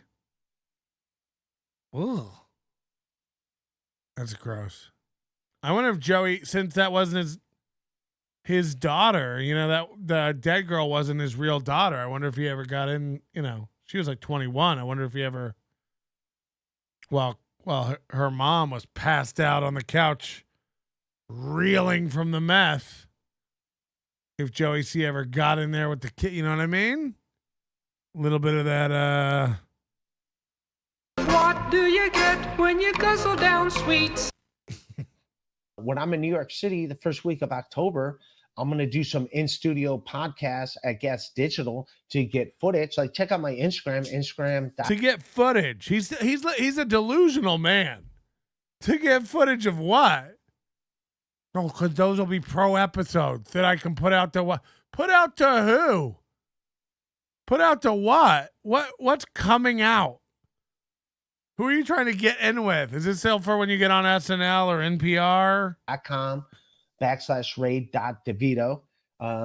And like I put up clips when Norman did my podcast, and I'm going to cut up the one when Big J did my podcast. I'm going to cut up the one. He's going to cut up podcasts from like years ago. I'm going to get a lot of good clips. Like when Dan Soder did my podcast. Obnoxious John, I enjoy you shitting on me. I didn't like you at first, but you've grown on me. Do I shit on you? I think you're pretty neutral, OJ. I don't really have a problem with you. I didn't like the static photos. Since you've added, I'm not sure the orange thing is right, to be honest. It's very weird. Why won't they just make it round? Like an orange. Is that not available? It's off-putting, whatever it is. It makes you look uglier than I'm sure you really are in real life. But I have nothing against OJ. But what I'm saying is OJ's been like a voice of reason. He was on with Chow, and I was dying because OJ was going like, are you on drugs? Like, are you okay? You're not making any sense, and you're just babbling. It's like, it's Chow. It's Chow. He's fucking with everyone. It's not real. Nothing he says is real. He was trolling Joey C's stupid whore of a wife, for so long. Thanks, Nick Dov. Jeru doesn't like you. Jeru who? Jeru who? Go cry about it, you bitch. You French Canadian cocks. And put up like 60-second clips of like I want to do more. I know Ian Finance will do my podcast when I go to New I think York. you did an awesome job answering that just now. That is definitely a plan. That's not going to help improve your life. Let's not skip over that part. That's a concise plan. Yeah. Yes. So All no, right. Gas Digital likes me where like I can use her studio to do stuff and like so I will do in first. Fucking what are Lewis and Big J are letting Ray tape professional podcasts. So like these are streams. I'm in Cleveland. OJ could be sitting next to me. It'd be a flow. He's in Cleveland, but yeah. Oh, OJ's in Cleveland. I didn't know that. So yes, I'm going to Ray P. Ray, or maybe they just don't bother restocking the unpopular one. You absolute buffoon. He used to like me, Mr. P. I don't Ray. think so. Not with that name. He used to Ray like Ray me. likes you. He did at one point. Not anymore, dude. Not I think he's anymore. You know what it is like Ray's trying to do like an MLC podcast where he interacts with super chats, but Ray doesn't have the wit or intelligence to like expound on anything. I dare you to type anything about any subject, whatever you do for work, whatever you do for a hobby, anything you do. You could ask me a question or tell me about, or have you ever done this or anything. Go ahead. I dare you to challenge me to it and watch me do 10 minutes on it. You ask Ray a question, he can't even answer the question, much less answer it 10 different ways, which is what it takes to do radio. Say whatever you want. It does take someone who can sit there and churn out content that isn't just nothing. It is something. It has to have some sort of something underneath. A little bit of a heartbeat, a little bit of intelligence, a little bit of content. Dagobert Uber Dangle. That can't be a real guy. And if it is, we're coming. We're coming to get you. We're coming to get you. But you rarely find anything Ray can talk anything about. He'll do a show for 2 hours about steak, but he doesn't know anything about steak. So is it any good or useful to anyone? He'll do 2 hours about how Melton uploaded a fake video. But he doesn't know anything about why. David Skywalker says, I think Ray has accepted his life the way it is. And he doesn't have any desire for improvement. Maybe that's true. Luke Rothschild, member for 3 months. Oh, no. Melton going after the internet's biggest R. This show is akin to getting on a short bus and telling their parents they should have swallowed. I mean, I don't even necessarily know if that's true, honestly, but Ray's lack of awareness is because sometimes he's so good at, like, when he talks about Chad, he's so nuanced in his breakdown of what's going on with Chad that I'm like, holy shit, is he smart? But then I've heard him say it on like 3 different shows, and it's like a script that he memorized that sounds smart. Imagine what this guy, obnoxious John or whatever looks like. I mean, like, if you're gonna, hide behind an orange like a fucking piazza, you must be a hideous looking human being masquerading as a fruit. That's a hoot. Yeah, it's, Jeff says, imagine doing a long road trip with Ray like OJ. So OJ and Ray are going to visit Carl and Ari Jane in Michigan. Is that the rumor? That we're gonna get Ray and OJ scissoring in a car as they barrel towards Detroit to watch Who Are These Podcasts program. Stormy, thanks for joining. She comes and goes. I never know what these people think about this program. I appreciate the support either way, Storm. All right, we'll continue. Uncle that pretends to hate you, but if you died, he'd be upset, kind of thing. I don't know. Leo Gunn. All right. He's all right, Leo Gunn. He's just out of RIP DOC. Good night, sweet prince, truthfully. No, DOC's he's a good dude, and I wish he would get a that'd be a good one for Chandler. All right, Melton, 10 grand. You got to go pick up Ray and go on a road trip across the country. Broadcasting the whole thing. You and Ray, side by side. Thelma and Louising your way across I-40 or I-10. We haven't picked the route yet. We might bounce north and south. We might go all kinds of different ways. You don't know. We just planes, trains, and automobiles our way across the country. And we get to Chicago or wherever the destination is, only to find out neither one of us have any family to spend Thanksgiving with. Neither one of us have anybody who will love us. along with people. I think it would have been a great asset. Now, do I think also we brought you these shower ring? Okay. Like them putting him in the thumbnails and stuff and like taking shots at him. That was kind of like not word. Like if you're going to be in the scoot here in a few. I gotta go. Remember, I have a thing. All right, peace, Harry. I'll continue this. Sorry. With all right, she's out. So I think Ray's trying to tell the drunk on cringe story. Just you and me. Just you and me. She might come back. She might come back. I don't think so. No. I talked to her. I said if people try to fuck with you, come back here. So she's like, all right. So I think Ari went to do the BYB podcast. She left Ray's show, and I'll be back. And Ray didn't want her to mention it. Like, don't tell people there's another podcast going on. Treat me like every woman I ever loved and just walk right out of my life. Where the fuck is Carlos Danger? Text him. He's supposed to be in here. But I it's you and me. don't know. Yes, he said. You know what I mean? By the way, look at him lick these lips. Where the fuck is Carlos Danger? Watch this back and forth, side to side action. Tell me this is not serpentine on levels you've never seen. Watch it. Text him. He's supposed to be in here. But I it's you and me. don't know. Yes. Did you see it? Watch it or Where the you'll fuck is miss Carlos it. Danger? Text him. He's supposed to be in here. But I it's you and me. don't know. Yes. Coming. Did you send him a link? I did. I did send him a link. But I think he set us up, Ray.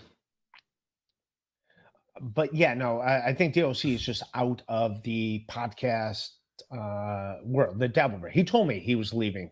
Sure. He told me he was leaving. So yeah, cause Melton, he didn't get to me, but yeah, it was still too much, and I'm going to go. If people do not fucking put up with and appreciate all of my clippings I'm doing and my appearances, where I'm very funny, I'm obviously no stranger to streaming. I'm an expert. You see me use my microphone. You've seen all of my wit. I'm showing up with glasses of milk all the time. I fucking kill it in the double burst, hackverse, what have you. Melton just can't fucking take it. He's made up a whole lie about me enjoying milk. Humble brag. Humble brag. It's just fucking false. Never had milk in my life. Don't enjoy it. It's fucking gay. I'm a gamer and I get hot pussy. And I'm super confident and good at video editing. So fuck you, Melton. I know everything. I'm good at this.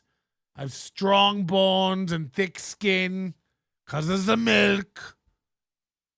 And no, it doesn't bother me. He's stupid. Melton is nothing. He did nothing to me. Shuli is a Jew. You clearly know I stand on that. If I saw him in the street, I'd wave. Melton is stupid. Everything's made up. It doesn't bother me at all, even though I delete my entire life over it. My website gone. My Twitter gone. YouTube gone. Everything missing. DNS erased. Good luck. Does not resolve. File not found. This milk is past its expiration date. Hello? Me and all my hot women are going to run off into the Dabbleverse. Alone. We don't even need Melton or Ray. And when I emerge again, you see all the hot bitches around me. I'll be a clipper. I'll be clipping for a whole new genre of video on YouTube in a whole nother segment of internet. You won't even know about me. I may pop up clipping episodes of Meerkat Manor, in which I follow around Flower and her family. Oh, they're so cute, the meerkats. Have you seen them? They stand up. They look around. They're terrified of different animals out on the plains. Yeah, maybe I'll become Meerkat Manor Clipper. I only clip Meerkat Manor now. And then no one will find me and no one will make fun of me. I only talk about meerkats and do meerkat pod. We call it the pod. We call it the meercast. Holy shit. Oh no. But yeah, I don't like that. I want to talk to Carlos if I can get a hold of him, because if he wants to cut up videos of mine still, he's more than welcome to. I'll pay him. Yeah, perhaps I just edit street camera videos and show accidents and the like. Uh-oh, look out. Here comes a Honda Pilot. It doesn't see where she's going. And right around the corner, a Ford Windstar. He's going to be tragic. You're going to watch. We slow it down here. Then the intersect, then the impact. You see she's crawling around looking for contact lens or child. Thank you for tuning into Drunk on Crashes, my new channel where there's no drama. No one ever makes fun of the way I drive. I'm a very good driver. I've been driving quite a long time. He's more than welcome to cut up. He did a great job. Humbleback! Yeah, he was really good. He was really good at the video editing, the clips and stuff. Yeah, like, first of all, like, straight. He was so good at the clips. He wasn't. Objectively. You talk about all these clippers all you want. Misery Loves Clips does a good job, puts work into it, knows what they're doing. Whatever we have back, it's not real. Like, I don't care. They might actually be mad at me. I don't know. Who cares? Toucan Sambo is a dedicated, hardworking clipper. Is he a spurg? Maybe that's what makes him good. I don't know. Wunderbar. Channel that's dumb. That's stupid. Anyone that does it it's not cool. It's a garbage fucking move. But for anyone that's like just punches at someone and doesn't think someone can punch back is also not. Like, what are you doing? So how come you don't share that sentimentality when it comes to Addicted to Profit? Addicted to Profits went on podcasts and talked shit about me. And then every time it comes up, you go, Melton's attacking fans. Which one is it? Ray, my brother, it was nice knowing you. I'm going the way of sketchy press, looking into clipping wrestling. I'd fit in perfect there with Hipstar and all of the other degenerates with belts and toys. Bye, mommy. Goodbye, Doubleverse world. Hello, ladies. Oh, God. Remember he bragged about how hot all his women were? That's why I don't punch at people. You get what I'm saying? Because when they punch back, they'd be like, what are you punching at me for, dude? I mean, there's never been a wronger thing. Like, Like we're gonna see Carl and WATP, who I love. I love his podcast. But like people like these are the rules. This is like I don't think there are any rules in this. I can't have anything to do with that. I can't have anything to do with that. You get what I'm saying? Like there's not like 10 commandments of the Dabbleverse. And we all follow these rules. Like this is the code of ethics. Like I'm not going to strike channels, but I'm not going to go down that road where I got to. Do you understand? So to be like, well, to strike a channel's got like, I don't punch at people because that way, if they punch back, they look like an asshole. So it's not punching back if you didn't punch. I want to skip to just to show you Obnoxious John has that same quality that you saw in Ari Jane. 128, I believe. This is the frustration that sums up Ray DeVito in a nutshell. Watch Obnoxious John just sigh. This happens 900 times a Ray DeVito show where you just get ignored. Wednesday? Yeah. We're leaving this week. This is. Yeah, we're leaving Thursday. So yeah, that's the fourth. I was trying to figure out that. Oh, okay, my bad. Gotcha. 10. Because Carlos comes on for a few minutes and Carlos leaves spectacularly. He did it right. If you're out there watching Carlos, that was great. We don't even need to show it. It was just a great in and out. I loved it. Carlos is classic. 13, not 9. Yeah, hit me up on all right, here we go. This should be it. Twitter. And I was thinking about seeing Duran tomorrow, but like I told Ramon Rivas I do a show tomorrow. So right.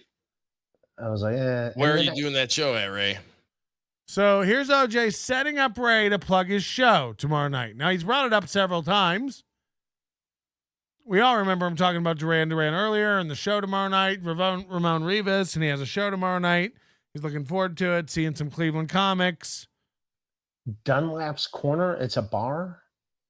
And I guess I do Kurt Braunholer, who's a buddy of mine, which if you go down. It's also very funny. On my YouTube Where channel. is Dunlap's Corner, Ray? For anybody that may be listening that may be in the vicinity that may want to come see you. Watch this. Watch OJ ask this question and watch the events that follow. Ray isn't present. Ray isn't having the same conversation. This is what happens all the time with Ray. He's not listening to his co-host, who, by the way, I don't think these people get paid. They just give their own time for love of the game, you know? You get OJ on your show, no pulp, full OJ. And he asks a question, and watch how Ray's not even in the room with him. Here we go. Listening that may be in the vicinity that may want to come see you. This is not real drunk on cringe. Now watch OJ's face. That says everything right there. Watch the question get asked and watch Ray's ability to stay focused on the thing he was just talking about. It's not like John brought up something else. John's just responding to what Ray was talking about. That may want to come see But he's already reading something in the chat he doesn't like. you.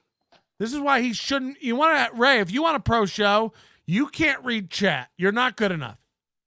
You're not good enough to read the chat and interact with the people and host a show. You're not good enough. It's just not. You're not. Some people are.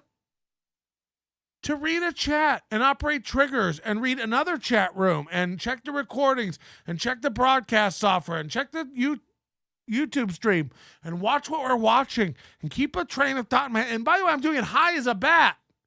High as a bat. Ray can't listen to a friend because he's reading.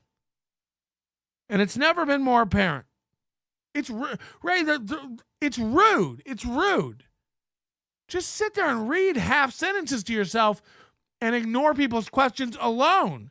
Don't bring in a friend to do this to.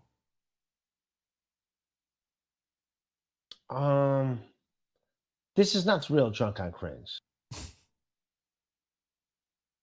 anybody that may be listening that may be in the vicinity that may want to come see you? This is not the real Drunk on Cringe. This is not the real Drunk on Cringe. But if you are the real Drunk on Cringe, email me whenever you want, dude. I'll talk to you whenever, man. I hope you're all right.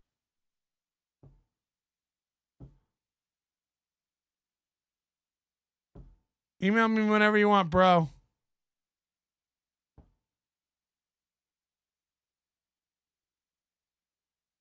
Email me.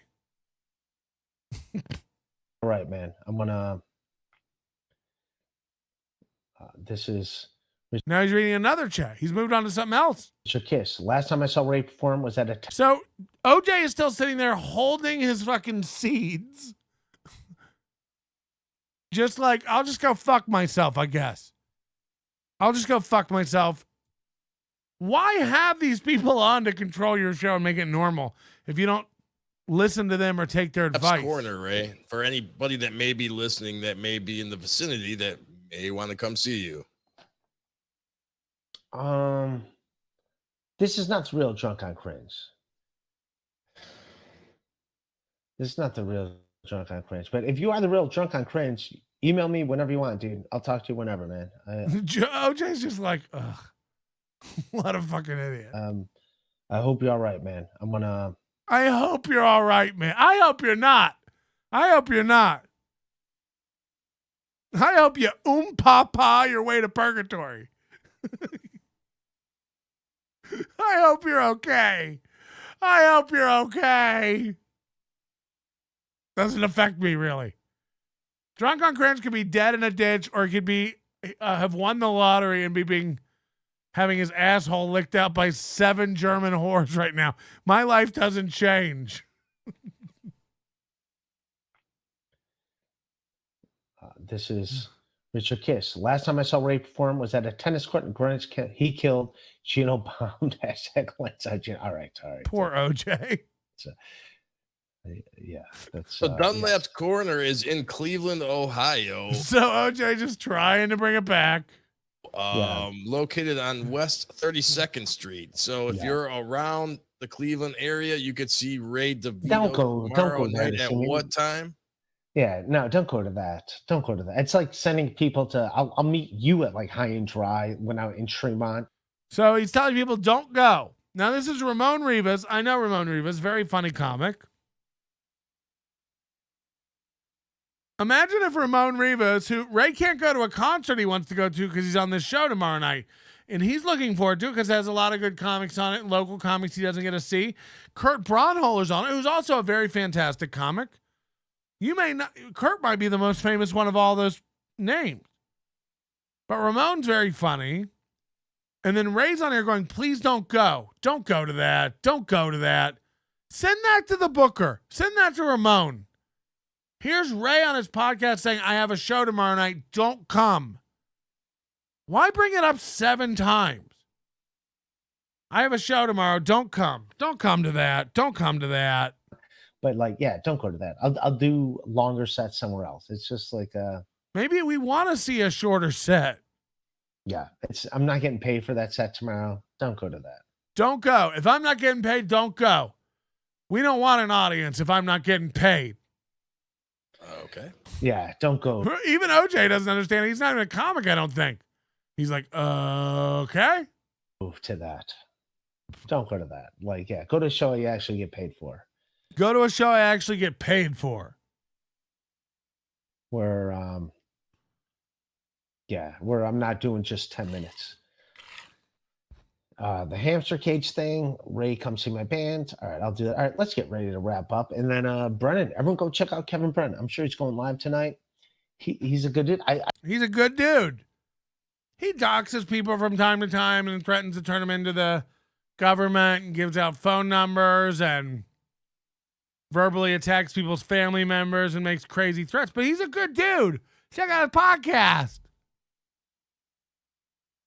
It's like I've never wanted anything more than to not be lumped into Ray's bucket of good dudes. It's a real mixed cast of misfits over there. It really is nuts. It really is nuts. Carlos tricked me into going on, said OJ. Yeah, I bet. All right, I'm going to get out of here. I got to go take a COVID test, or maybe we'll take one tomorrow live on the air. My throat's on fire. It really is bad. Thank you for hitting the like button. You're helping out our Spaghetti Tooth John. We're dead on 200 likes. So I ask you to do that on the way out. Hit the like button. We're going to try to be back tomorrow morning and get it done right. But, you know, it's tough once you get off on these tangents and things aren't going well. COVID test is BS. Oh, yeah. No, you seem like a doctor. Tell me more about your theories on it. Your manner is most unbecoming of a gentleman. Would you be high on cigarettes? I don't know if the comedy hasn't hit them yet. They're full-blown retarded or just high on cigarettes. A question posed to stupid hoes who don't get it yet. Excuse me, miss. Are you high on cigarettes? I don't know if the comedy hasn't hit them yet. They're full-blown retarded or just high on cigarettes. All the laughter that you deploy if you listen to the show, boy. Patrick Melton faces have you stacking, and the low point is the low point, not the reason.